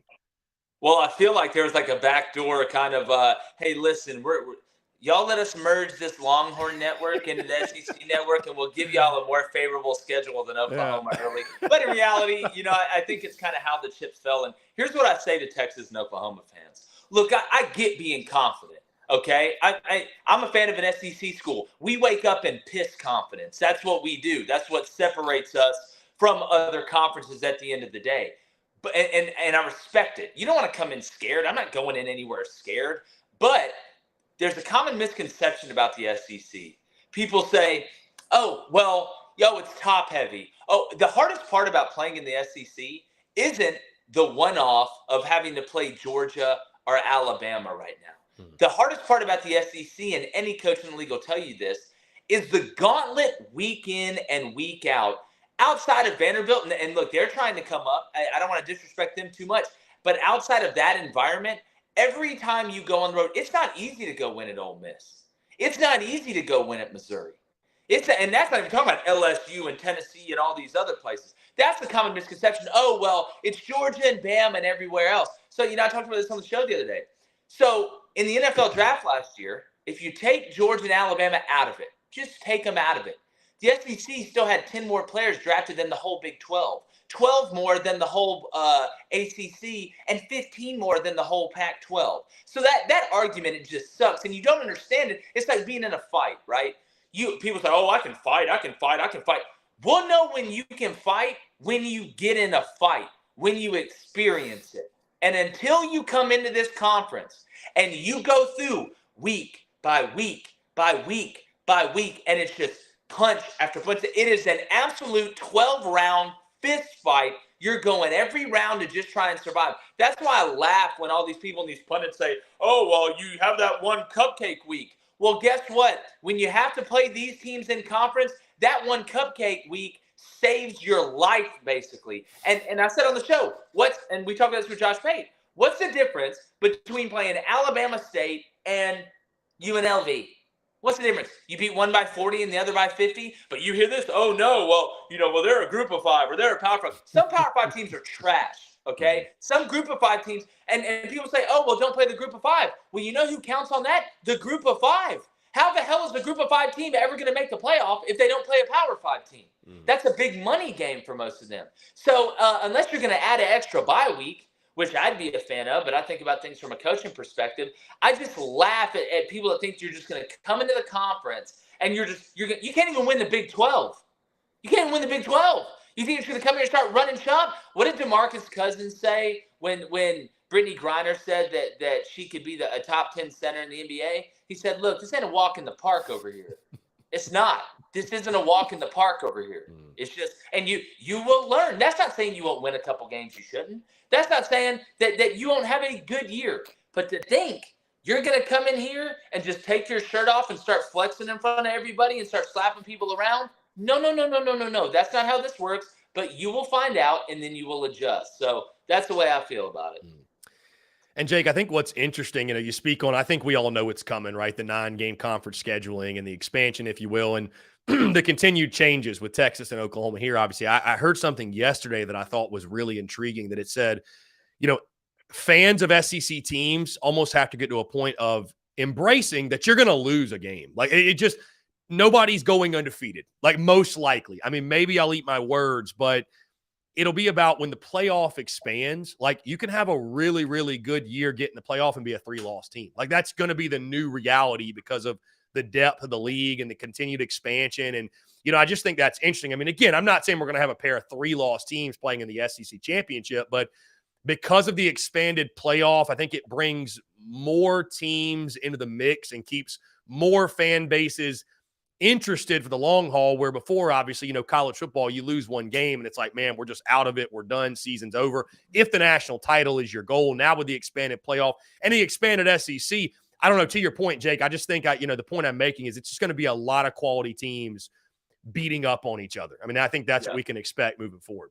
Yeah, well, look, if you're a coach in if you're a coach in the Big 10 or you're a coach in the ACC or you're a coach in the Big 12, I mean, I think the Pac-12 is going to go the way of the dodo bird, but you're loving this. You're loving that Texas, Oklahoma are going to the SEC. That may give that team that 4th loss. That may call it, not may, it's going to cause more carnage. And more carnage, now all of a sudden a 10-2 Washington team can sneak in. Now all of a sudden a 10-2 North Carolina team, I hate to, use that as an example on here. I mean, I really don't care, honestly, but, they can sneak in.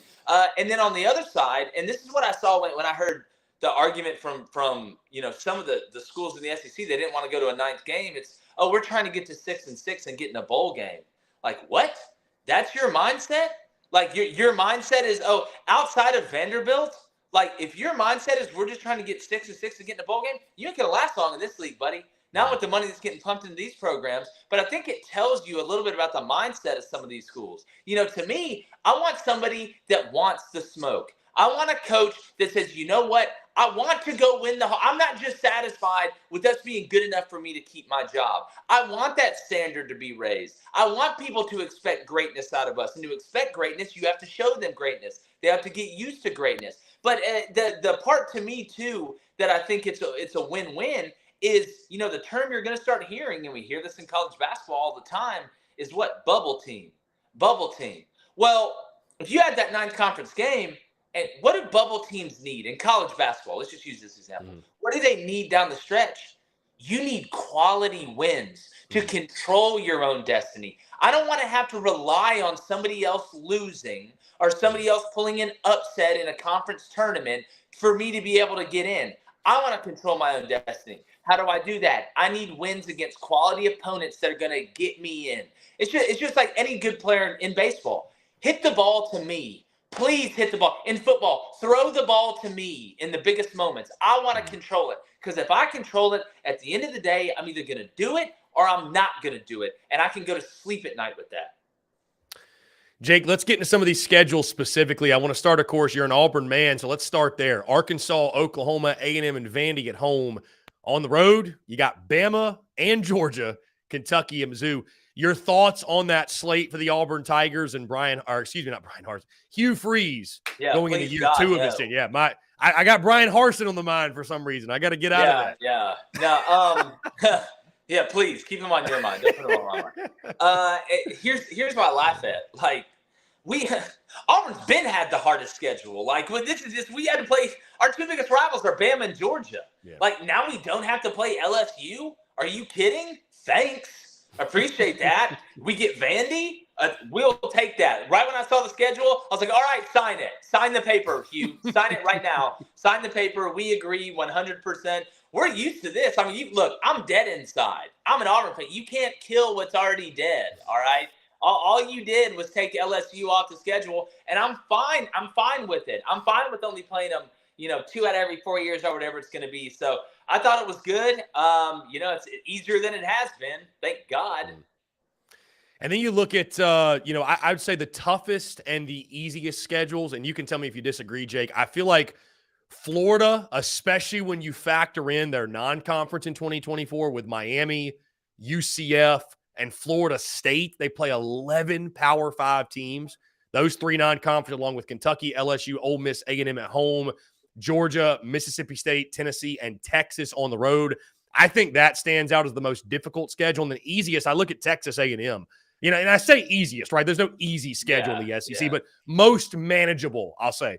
Arkansas, LSU, Mizzou, Texas at home, Auburn, Florida, Mississippi State, and South Carolina on the road. Your thoughts on that? Do you agree, disagree on the toughest and most manageable schedules, if you will, that came out for 2024? I mean, toughest. Look, Bama's hitting a walk in the park either, to use that. Georgia's is a gauntlet too. Georgia's is a gauntlet too. I just think it's funny. Nick Saban was like, he's like, listen, we don't want to play Auburn, Tennessee, and LSU every year. So the SEC was like, hey, guess what? You got to play all of them and Georgia. Like, it's the first time. It's the first time I can remember Alabama getting the short end of the stick in anything during the Nick Saban era. First time I can remember it. But they'll be fine. We know how they recruit. As far as Florida, oh my God, who hates Billy Napier? Like, who is it? Like, what did you do? Show me on the doll where Billy Napier touched you, like over at this at the scheduling office. It's tough, man. If he does survive by the skin of his teeth this year, I question their depth and talent. He's trying to change the culture over there. It's a tougher job than what people think. I don't think people really understand what Dan Mullen left from a cultural standpoint, which is the hardest part to flip around. Any coach will tell you that. If he does survive this year, it's going to be tough in 2024. That schedule speaks for itself. And then the most manageable, I would say it was between A&M and South Carolina. That's what I would say. But between the two, Jimbo Fisher, they need it. They need success this year. They're going to have to play well early, I think, with this Petrino experiment with those two egos together. But I would say most manageable is a tie between A&M and the Gamecocks. And speaking on the Gamecocks, Jake, let's move into that one, because I actually agree with you, and I made the point yesterday that I think because of, the way the opponents shake out in your non-conference course, you get Clemson, got to go to their place, but you've got Old Dominion, Akron, and Wofford for the other 3. So You get those, you get Clemson, then you got LSU, Ole Miss, Mizzou, and A&M at home, Bama, Kentucky, Oklahoma, and Vandy on the road. And to your point, Jake, when I saw that, South Carolina's biggest question, I think, going into next year, and it's crazy. We're talking about next year, and this season hadn't even happened yet, but welcome to the college football offseason, am I right? But going into next year, the big question will be at quarterback, but I think if Lenoris Sellers turns into the guy that they think he's going to be, I think he's going to be the answer there. The way they're recruiting on the line of scrimmage, if some of those young guys can fill in and they're ready to go, I sort of look at 2024 could be sort of that, if we want to call it a breakout year for Shane Beamer, if you will. There's an SEC West flavor to it, Jake, with LSU, Ole Miss, and A&M and Alabama. And I think obviously the thing that stands out is who's not on the schedule. Georgia, Tennessee, and Florida, nowhere to be found. First time since 1991, you haven't played each of those three individual teams. So again, if you want to continue to expand, your thoughts on 2024, I think it sets up well for Shane Beamer and the Gamecocks. Yeah, I saw a lot on social media of South Carolina fans that were upset. We have one, and he's a great guy. Shout out Jonesy, producer that works at the Daily Wire, where we do this huge South Carolina fan. He was just devastated by it, and I'm sitting there looking. I'm like, all right, so let me get this straight. What do you want to trade? You want to trade with Florida? You want that schedule? You want that? If I'm South Carolina, Shane Beamer and them, and listen, Shane Beamer's not scared of anybody. They're not scared to play anybody. But Shane Beamer's also smart. Give me that schedule, right? If you're trying to take the next step, right, like South Carolina is, if you're trying to get to ultimate relevancy, to get to championship relevancy, to get to that 10-win mark, right? Like the one you hear all the time. I hear you talk about it all the time. The 10-win mark, the 10-win mark. This schedule, this isn't the 10 commandments. This wasn't written in stone and sent down to some guy with a beard on top of a mountain, and this is who you're going to play every year. You're going to play those guys eventually, but damn it, give me that stepping stone schedule that gets me to 10 wins, could get me in the college football playoff, and I can show up in a recruit's house, in a five-star's house when we're battling Alabama and Georgia and Tennessee and all these other teams, Ohio State, and say, guess what? We're there. There's no more convincing. Hold on. Let me turn on the TV. Let me show you we're there. So to me, this is the biggest break that South Carolina has gotten. And I'm going to start a segment in our football season on my show called Stop Thinking Like a Fan. All right? And I get it. All right? If you've never been in it, it's not your fault, whatever. Those coaches were high-fiving and doing somersaults and backflips when that schedule came out. Now, they'll come out and say, we want to play Florida, and we want to play all these teams, and this, that, and the other, and Georgia. And that's smart. And I'm not saying that they would be afraid of them. They play them if they're on the schedule. But any rational thinking coach would be very excited about this. And if you stop thinking like a fan for 5 seconds, it's like South Carolina won the mini lottery, not the $150 million jackpot. But hey, guess what? You just won $750,000 on a scratch off. Now you can get into the suburbs. You can put your kid in a private school. You can get an opportunity to turn into a millionaire because you got money now. So stop complaining. If you're a South Carolina fan, you should be writing letters to Greg Sankey right now, thanking him for his contributions to the 2024 schedule, because there's your shot. You want to see it?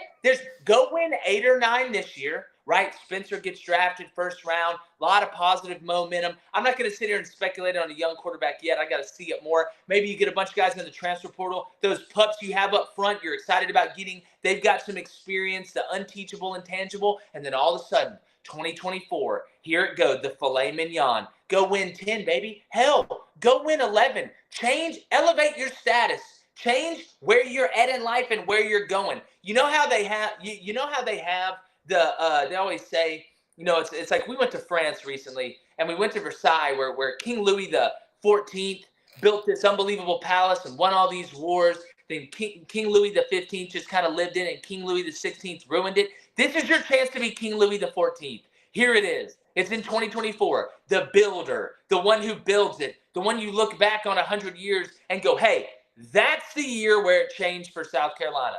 This is the chance. And no, Austin, I'm not saying it's a cakewalk. We even stopped saying the word easiest. We used most manageable. There ain't a cakewalk in this league. But I promise you this, your ass wouldn't trade for Florida in a second when you look at that schedule. And every schedule is not created equal, Austin. And speaking of segments, Jake, I got to say, the Get Off My Lawn segment, fantastic. I always enjoy seeing that one on my timeline. Yeah, for sure. especially the big alien, man. Big alien. That one's a classic. Jake, final thing before I get you out of here, man, looking at the 2024 schedule, the opponents, if you will. I mean, I think Georgia-Bama is the highlight in regards to matchups. You think of Texas A&M, and College Station. Are there any others that, if you can't pick Georgia-Bama? It's funny. I was watching SEC Network, and they were all sitting around, right? And the panel's like, name the most exciting, the matchup you're most excited to see. And there were 4 of them. And, of course, only one guy said Georgia-Bama. And I was sitting there with my buddy, and I was like, well, they just can't all say it, right? I mean, like, they're all thinking it, right? Everybody's going to put that one at the top. But they're trying to kind of think outside of the box and highlight some other games. So if you can't pick Georgia-Bama, what's the matchup you're most excited to see from this schedule? Because like you mentioned, there's a lot of unique matchups that we don't get to see or we have not seen in a very long time. Well, I'll give you a personal one, and then I'll give you a one that's not personal. Personally, I love that Vanderbilt's coming to Jordan-Hare. Personally, I'm very excited to see that one because I don't got to worry that week. Don't have to worry. That's going to be a great week. I'm going to get a lot done around the house. Yeah. Maybe write a few thank you notes to somebody that I haven't in a while. I would say outside of it, one that a lot of people aren't talking about is Oklahoma coming into Jordan-Hare. I think that's going to be a hell of a matchup. And it's an example. Look, Georgia-Bama is the easy one to point to, right? Texas, insert former SEC West school here that's touching the state. Those are easy. But I think Auburn, Oklahoma is a great example of rivalries that can be created, like we mentioned earlier. And I don't even want to limit it to 2024. I know we don't know a ton in the future, off of that. But I think you're going to start to see offshoots of rivalries that we never even thought existed. So I would say Oklahoma coming into Jordan-Hare, that's one in 2024. I think it's just going to be cool to see. I don't think we've ever played them before during the regular season, let alone at home. So it's going to be the weirdest things that I think we're going to see during college football season. One is the CBS music for the Big Ten game. That's weird. That's going to be like watching your mom kiss a different man other than your father. And then like these peripheral matchups that nobody's talking about that all of a sudden they're like, oh my God, this is the greatest thing ever. Like, and I hear people all the time say, oh man, well, Texas and Oklahoma, they're not used to this hostile environment. They're used to hostile environments. They're just not used to this amount of hostile environments when you go on the road and go play. So, man, it's going to be awesome. It's going to be a new experience for most of us. And when you really look at it, I mean, I think, again, it was the best decision. Like you said, it's kind of that golden spot, that golden connection where the financial and monetary meets the common sense and fan-friendly decision. Jake Crane of Crane & Company does a great job. Jake, by the way, keep up the good work. I heard you yesterday, got in my car and heard you chatting with our good buddy Mark Ryan, man. So that was fun here. I was like, this is a familiar voice.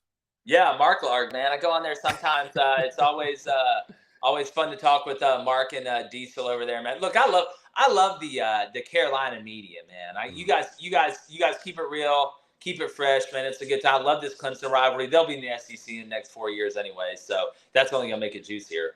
Yep, it will get interesting. Let me ask you this. Go ahead. How do South Carolina fans feel about that? How would South Carolina fans feel about Clemson in the SEC? Right. I would say this, Jake. I think most hate it, but yours truly, actually, a couple of weeks ago, that was one of my topics on the show, and I said that I would love it. I just feel like I embrace competition. I would love to see it. I mean, you already play them on a yearly basis anyways, and I just say, why not put more emphasis on the rivalry? Just add another layer to it. I understand why, some people feel like, well, it's a competitive advantage that we play in the SEC. But I mean, how's that working out? I would say, how has that been working out? Yeah, I mean? Like how? Like Clemson recruits at a right. very, very high level. They're an SEC team in the ACC. So I just say, bring it on. Why not? Yeah. That's exactly. I agree with you 100%. But no, man, it's always fun catching up with y'all. Austin, I'm just messing with you, man. But no, seriously, dog, I'm not messing with you. No, I'm just kidding. But no, I'm not. Appreciate it, Chris. Jake, have a good one, man. We'll talk next week. See you, bro. Yeah, man. Take care. Jake Crane, what a legend. Appreciate him taking the time. Guys, hey, we're going to jump into a quick break because on the other side, we have our Q&A Power Hour where I want to hear from you, your questions, your comments, your calls, and more. On the other side of the break, you're tuned in to the Daily Crow. Attention all Gamecocks seafood lovers. Are you tired of searching for the freshest seafood in town? look no further than the Carolina Fish Market, your go-to destination for the finest and most flavorful seafood in the Carolinas and beyond. Introducing the new Carolina Seafood Subscription Box, a culinary delight delivered right to your doorstep. Each month, you'll receive a carefully curated selection of fresh local seafood sourced directly from the waters of the Carolinas and beyond. From succulent shrimp to mouth-watering grouper to flounder or tuna and everything in between, their subscription box brings the ocean's bounty straight to your Gamecock kitchen.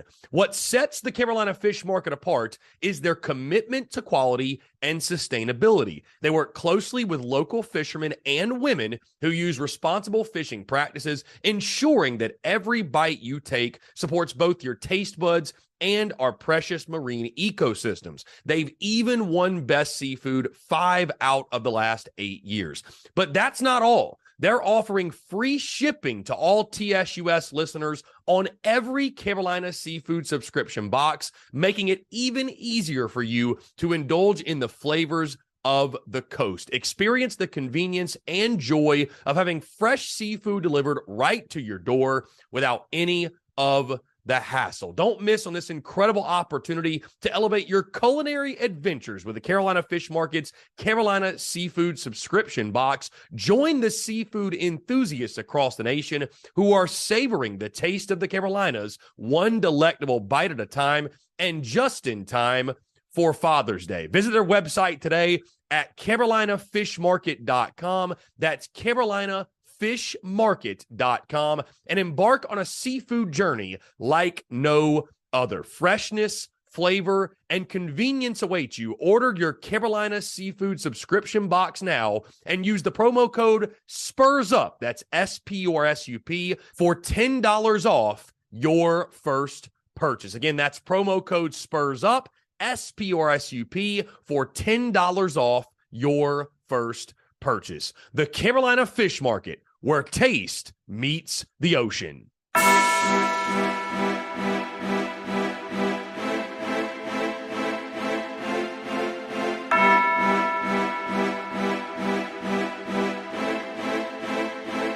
Muscle Dougie, ho.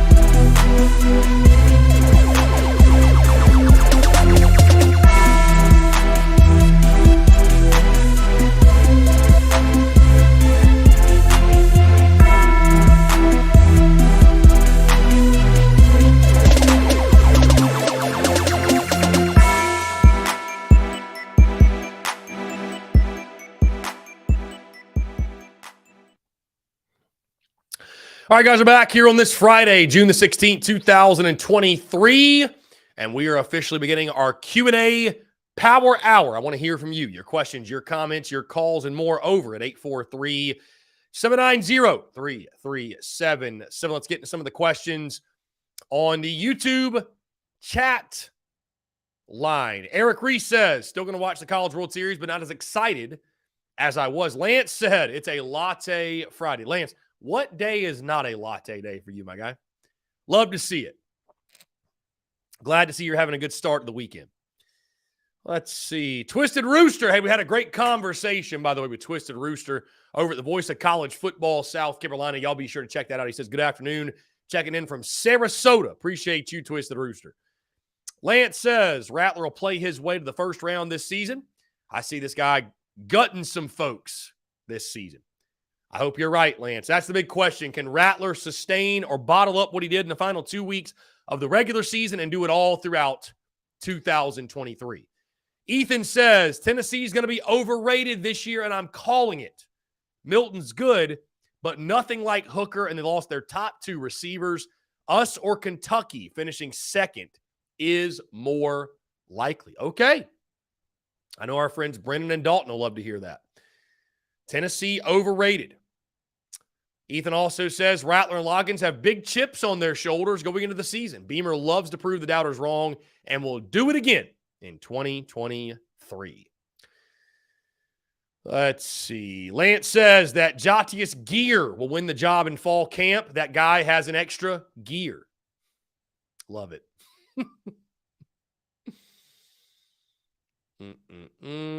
Let's see. Happy Friday. Happy Friday indeed. Happy Friday indeed. Ethan says, Stone Blanton will win some accolades this year. Big year for Stone Blanton. Very, very big year. He is the guy in the middle of that defense for sure. Ruination says, is this mystery D-end we're expecting in summer out of portal? Is that the kid that ended up at Arkansas because our administration wouldn't approve him? Ruination, I did not even know we were expecting a mystery D-end. I'll be totally honest with you. So maybe you're filling me in on something because I didn't know that. Madison said his nickname for Sidney Rice was Sure Hands Sidney. Love that.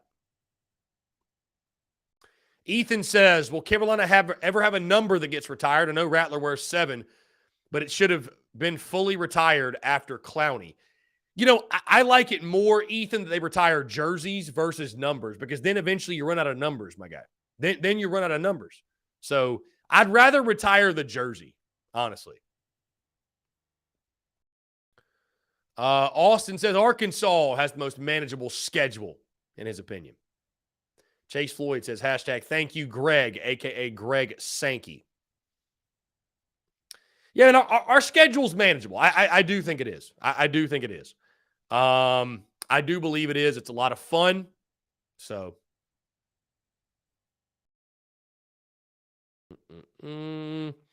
Ruination, where's John Eber Kruger? Did he finally block me again? And yeah, Chase mentions, and Ruination, you missed it. He's at his brother's bachelor party today. So, yeah, John Eber Kruger out doing his thing with the family this weekend. So, anyways, guys, I do want to hear from you. Something funny I was thinking about over the course of the break. You know, we talk record predictions, over-unders, right? Over-under win totals, things like that. I'm going to pose this to you guys. As we all know, Shane Beamer is very fiery, you know, has a chip on his shoulder. And that comes out in his media availability, if you will. We've seen it the first 2 seasons. I'll get to it in a second. Let's jump to the phone lines first. I promise I will not forget this. Here we go. Call from Robbie Davis, Zaxby's Hall of Famer. Robbie, what's going on, my friend? How are you? I'm doing fantastic. I'm a little tired, but I'm okay. How was your week at your, church camp, I believe? Yeah, it was good. We went through the entire book of John all week. No, not John, James, book of James. Gotcha. We went through all five chapters. Started on Sunday night and ended today. Nice. I love that, man. I love that. Great to hear. It was good. It was good. But, and I have not gone to sleep yet. Not really. Since I got home. I got home about 20 minutes before the show started. Put my stuff up, took a quick shower, and then waited for the show to come on. I love that. Great Friday, my friend. Great Friday indeed. But I think I agree, by the way, with the list that you mentioned today. I agree with every single one of them.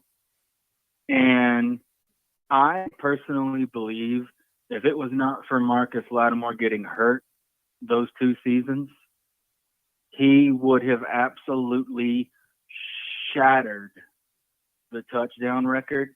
Mm-hmm. And I don't think anybody would have been able to touch it at all.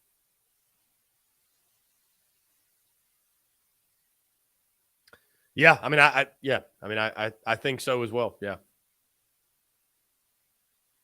And I love occasionally watching the 2010 game against Georgia because Lattimore may have been a freshman, but that day he did not look like a freshman. He was running the ball like he had been there for 3 years already.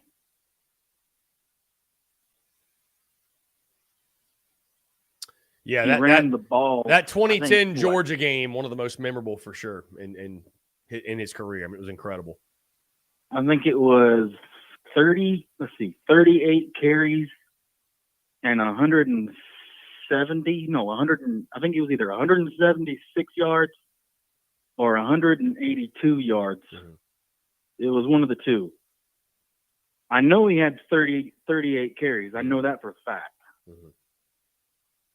I'm just having a brain fart on the yards that he had. But I do know that he had 38 carries in that 2010 game against Georgia.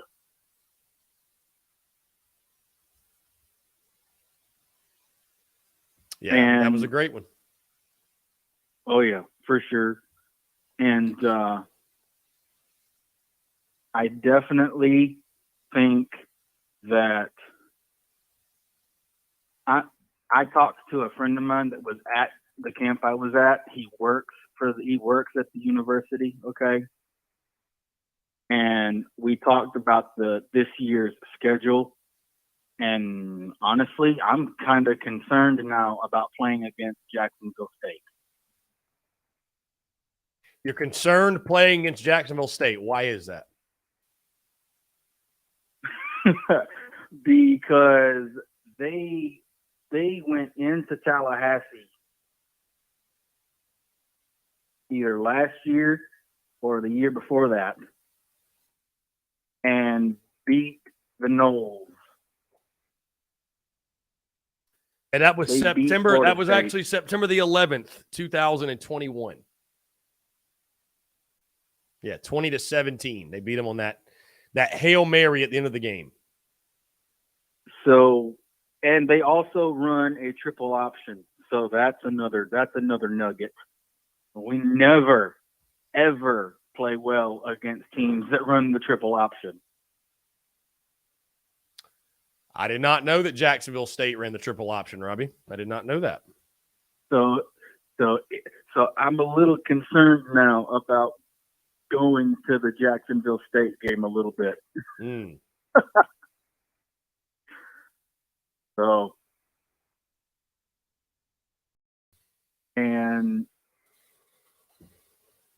but I'm going to get back to the Rattler thing. I think Rattler this year, okay, I think this year he's definitely going to want to prove a point that he may have looked like, at times last year, he may have looked like, for lack of a better word, hot garbage, okay?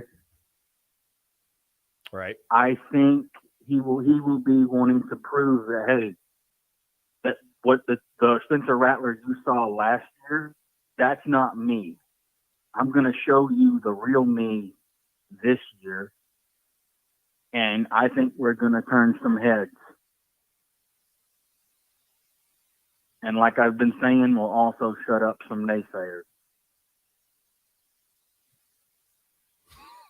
Because like I've always been saying, you got to still play the game no matter what the prediction is. I don't care. You still got, no matter what the outsiders think, you still got to go out there and play the darn game. And respect is not given, respect is earned. So go out there every week, rather if it's at Willie B or in Athens, go out there and play and prove a point every single week that we are not the same team that we were when we had that other coach that I'm not going to mention. Yeah. So, well said, Robbie. Now you make great points. You make great points, man. It's gonna be a fun year, Mm-hmm. and so. All right, man. I'm gonna get off of here. Oh, one last thing. We had a total of 2 people get saved last night, and Love 1 that. baptism today. And then the other one, he's getting baptized at his home church, possibly this coming Sunday. So, yeah. Love that. Even if it would have just been 1, it would have all been worth it. But it was great. Amen. Amen, Robbie. Amen, Brother Davis. Well said as always. All right, man. I'm going to get off of here. You have a great rest of your day and have a great weekend. Yeah, man. Hey, you as well. I appreciate you, Robbie. You too, buddy. Yeah, have man. a good one. Take care. Great stuff from Robbie Davis. Great stuff from Robbie Davis. God bless it. God bless it. Love it, man. Love it. Anyways, guys, 843-790-3377. What I was mentioning before the break, and by the way, Bruin Nation, back to your point about the mystery D end. I did also hear about that. Put it that way. Anyways, the point that I was making before the break, we make predictions. We talk over-unders. We talk win totals. Here's a fun total for you, though. Because as we all know, I mean, it's just not realistic to think that you're going to go through the entire season and there not be some, there'll be ups and downs and there'll be some adversity you're going to hit. And as we know, Shane Beamer has an edge about him. He's got a fire, right? He does not hold back. We've seen it in his media availabilities. We've seen it in post-game pressers.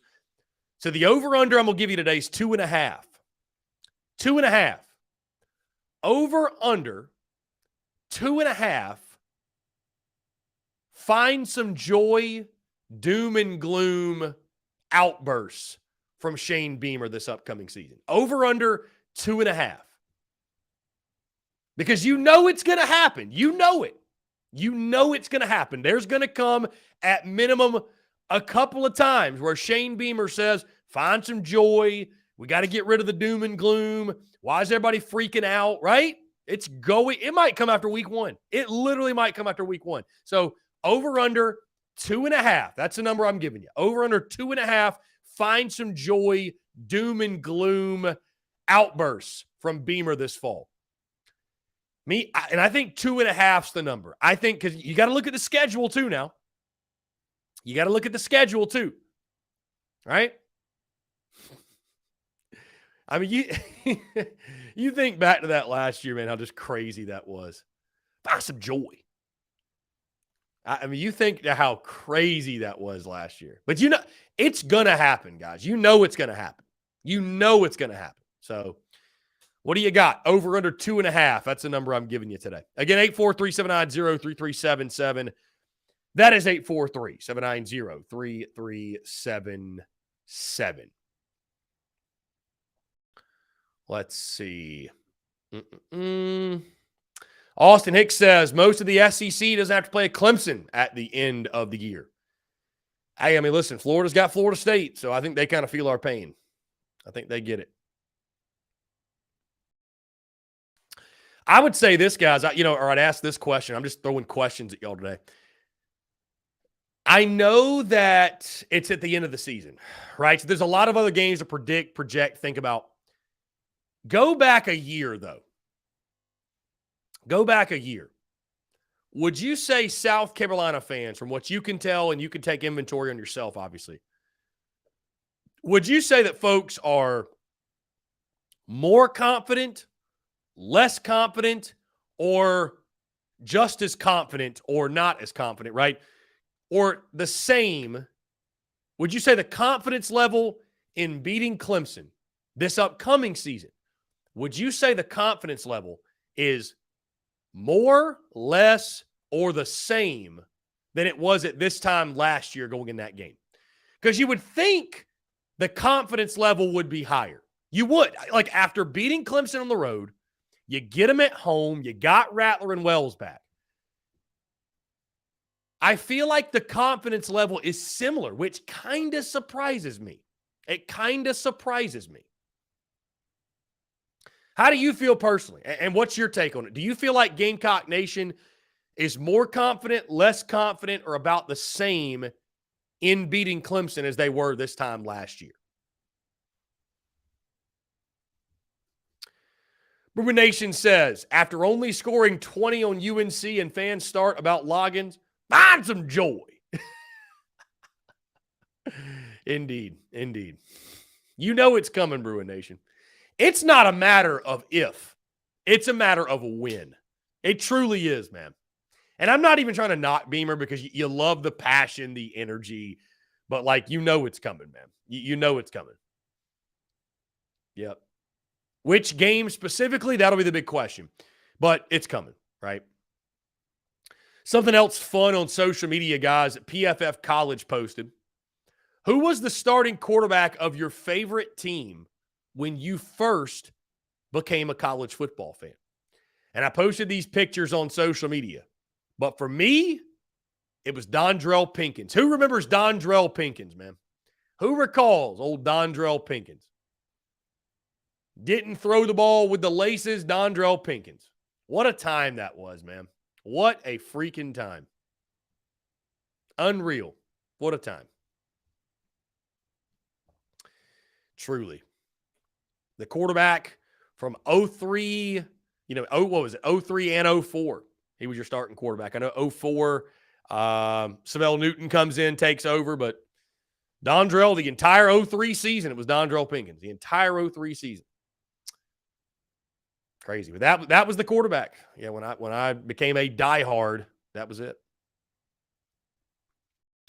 Josh Reichley says, hammer the over. Because we all know, Carolina fans, 80,000 panic Ritters.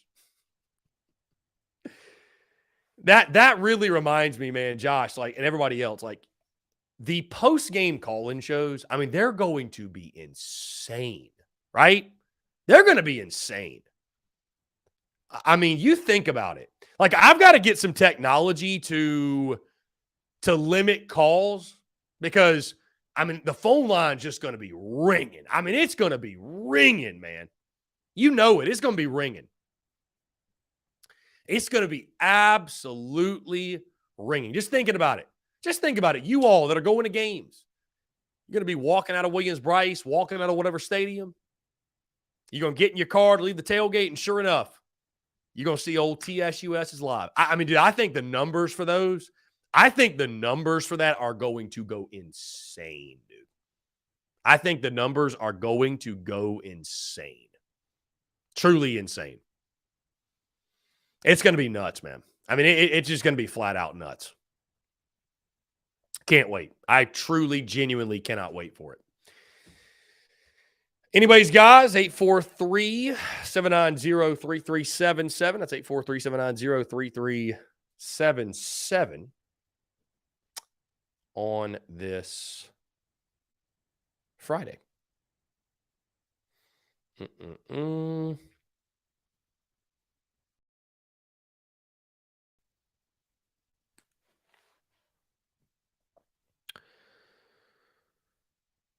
Again, guys, we have reached, I would say, the peak of the offseason with camps taking place in Columbia, right? Camps are taking place.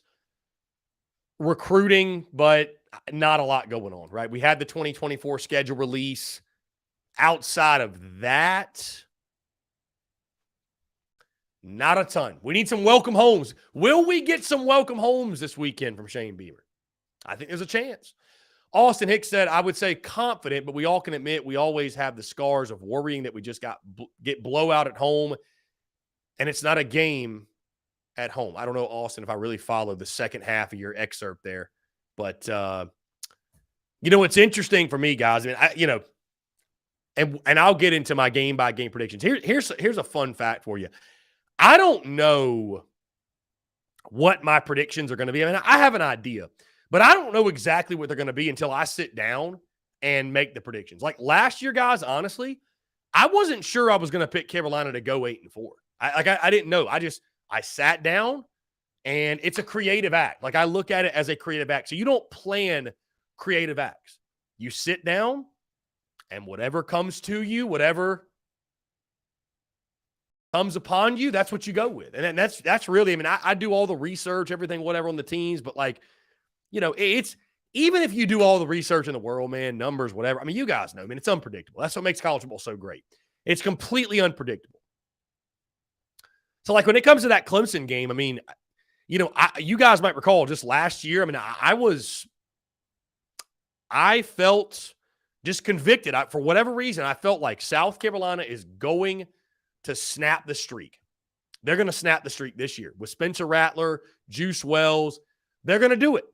And so, I don't know what my prediction is going to be for that game. I don't, because I'll tell you guys this. Here's what you feel like. You feel like a year later, after you beat them at their place, and you have a lot of the returning nucleus of that group that got that victory over Clemson at Memorial Stadium.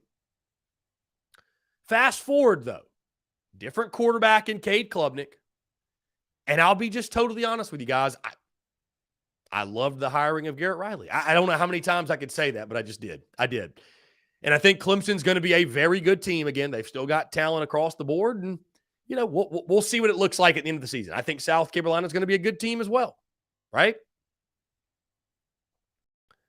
But that game will be very interesting. At Willie B, though, Carolina's been very good at Williams-Brice Stadium under Shane Beamer. So I think there is reason to have a lot of confidence going into that one. I do. You don't have that streak hanging over your head like, oh, my God, we've lost 7 in a row. You don't have that streak hanging over you. I think you can play a little bit more free. There's not quite as much pressure. I mean, there's always pressure in that game. But there's not that feeling, that daunting feeling of like, we just can't beat these guys, man. They just own us. Like that feeling is gone. And so South Carolina should enter the game against Clemson, in my opinion, with the most confidence they've ever had in quite some time, at least I'd say since 2013. So, what's fun about it, guys, is that we're doing the opponent previews. We will get a Clemson representative on this show. So we will get a Clemson rep. We're going to get the full breakdown of the Clemson Tigers and their season and everything they got going on. And I don't know exactly which Clemson guy. It might be our dude Nachos and Analysis or whoever, but we will get a Clemson party on the show to talk some ball. So anyways, guys, that being said, we're going to jump into a quick break. On the side, I want to continue to hear from you. More of your questions, comments, calls, and more. You're tuned in to the Daily Crow. Attention all Gamecocks seafood lovers. Are you tired of searching for the freshest seafood in town?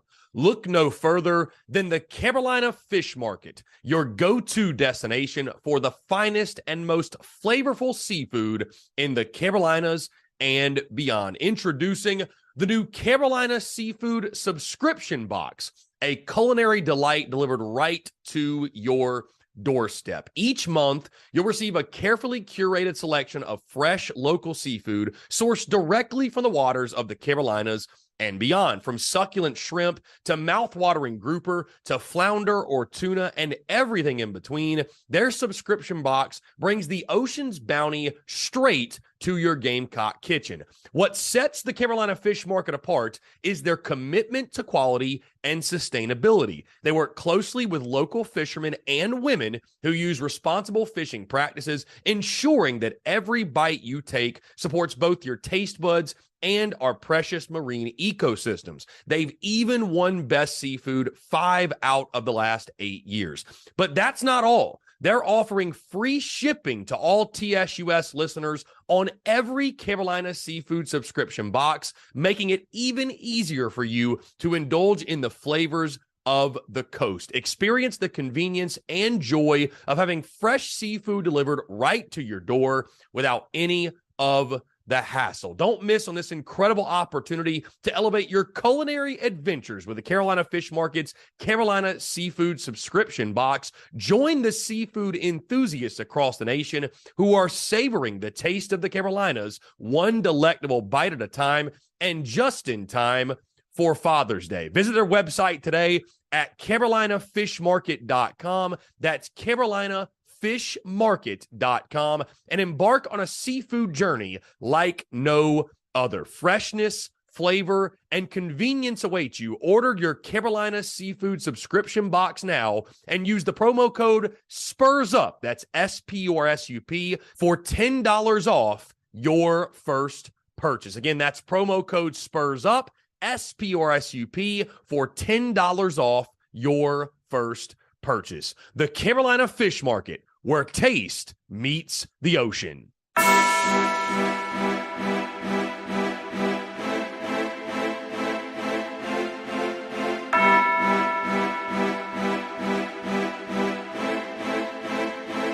Marshall Dougie, ho.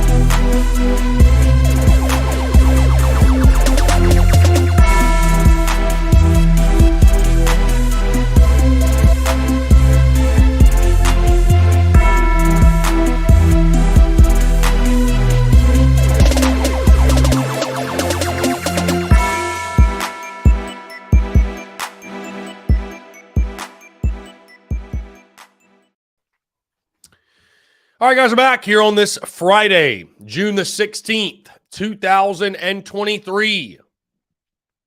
I appreciate each and every single one of you tuning in. Thank you all so much. TGIF.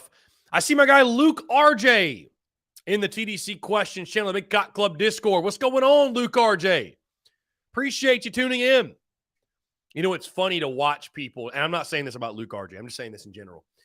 But it's fun to watch people trickle in as we get closer to football season, right? It is. And again, I'm not blaming anybody because, hey, this is a slow time of year. And excuse me, unless you really need your sports fix. Had a snack over the break and it's not sitting well.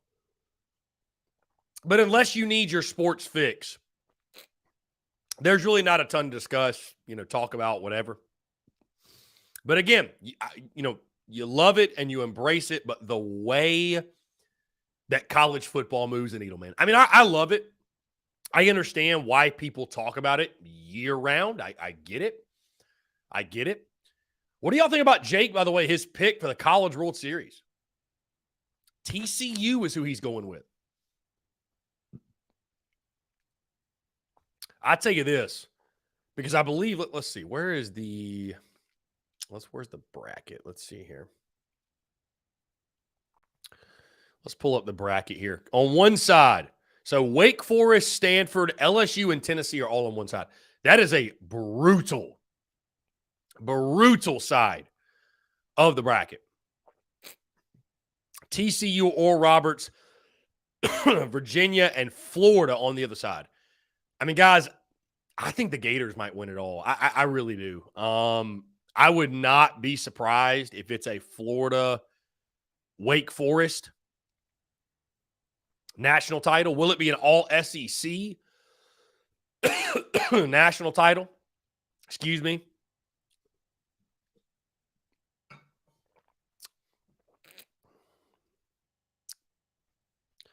Anyways, 843-790-3377. Dale from East Tennessee says, Chris, I'll be the Vols rep on our opponent preview series. Okay, Dale, call me up, Dale. We'll do it. Let's do it, Dale. Let's do it. Why not? Why not? I see Travie tuning in late. Travie, what's going on, my friend? Better late than never, but never late is better, right? Nah, I'm just kidding. Travie, I appreciate you. Appreciate you tuning in, my friend.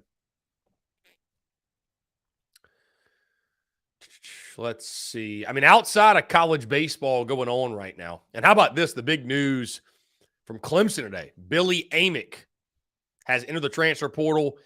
He hit .413 with 13 homers and 63 RBI. So,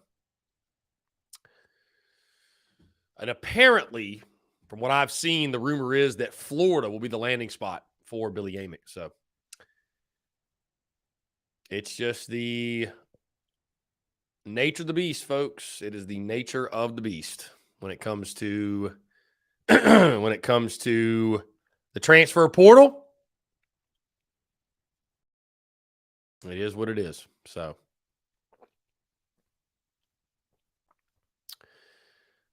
again, want to say thank you to Jake Crane taking the time to chat with us. Always good stuff. Always great conversating with Jake. Guys, I think what we'll be doing is this moving forward. I'm going to just say this, and I'm not trying to, I believe in efficient use of time, if you will. And so, I understand it's a very, very slow time of year. And I'll be honest. And again, this is not I think this is going to make a lot of sense when I say it. But one of the reasons I'm so happy that we made the adjustments we did when it comes to TDC and the structure that we added to the show is that it takes the responsibility off of you all to provide the inspiration for content for the show, right? Because now I realize, I was asking a lot of you all. I was asking a lot of our callers. I was asking a lot of the people who tune in. I was asking a lot of the people in the Big Cock Club Discord. So with that being said, what I'll say is this. The structure of this show is noon to 3, right? That is the structure. However, we can end it anytime we like. We can start it. We can end it basically anytime we like. And so with that being said, in times like this, and I see Austin Hicks just left a question I'll get into in a second, but in times like this, guys, if it's a slow Friday, it's a slow day, things slow down to the point we haven't had a question in 10, 15 minutes, whatever. Honestly, I got a right mind. Just take that as a sign all right, you know what? Let's call it 30 minutes early. It's all good. Y'all go enjoy the day. We'll pick it up next week. Y'all can tell me if you hate that, if you love that, whatever. And it's not me trying to get out of things early, but again, it's just trying to use time efficiently because admittedly, it's just a slow time of year. That's all it is. It's just a very, very, very slow time of year, right? So y'all give me your feedback. I always value your feedback, but, and I like structure. So if I say we're going to go noon to 3, I like to go noon to 3. And I mean, I can just sit here and ramble and talk to myself, but, I just,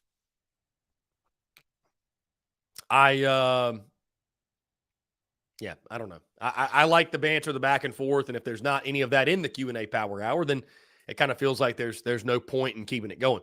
Austin Hicks, anyways, getting to questions. Austin Hicks says, excluding Carolina, which teams have the best-looking home and away uniforms in all of college football currently? Austin Hicks said, I will save the day. I'm going to bring up a uniform question. Love that. Best-looking home and away uniforms all of college football currently can be two different teams. Curious you're answering, considering you're a traditionalist. Yeah. And again, the beauty of these lists, Austin, is they're going to be different for everybody. Who has the best looking? And you said which team, so not just the number one. I would say the best looking home uniforms right now. I am a bit of a traditionalist. So the teams that come to mind for me are LSU. They all in all just have some of the best uniforms in the game. LSU, Florida, Southern Cal,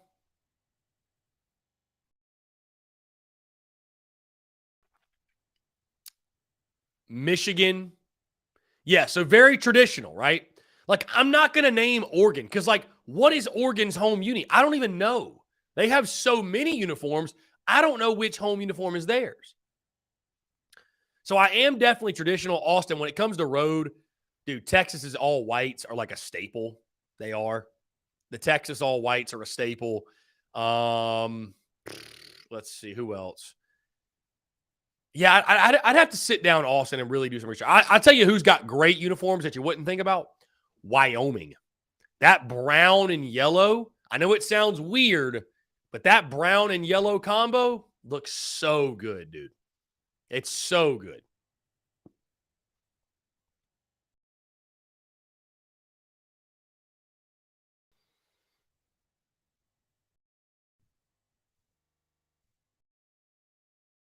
So, anyways, I'm definitely a traditionalist, Austin, when it comes to college football uniforms, for sure. Less is more. That's really how I feel about it. Less is more when it comes to unis. And yeah, so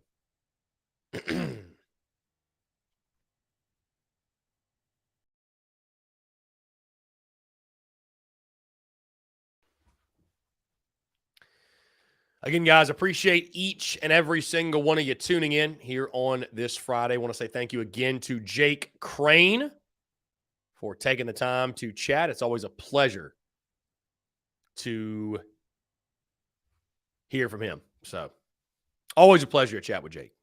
The value he brings to the show, it's electric.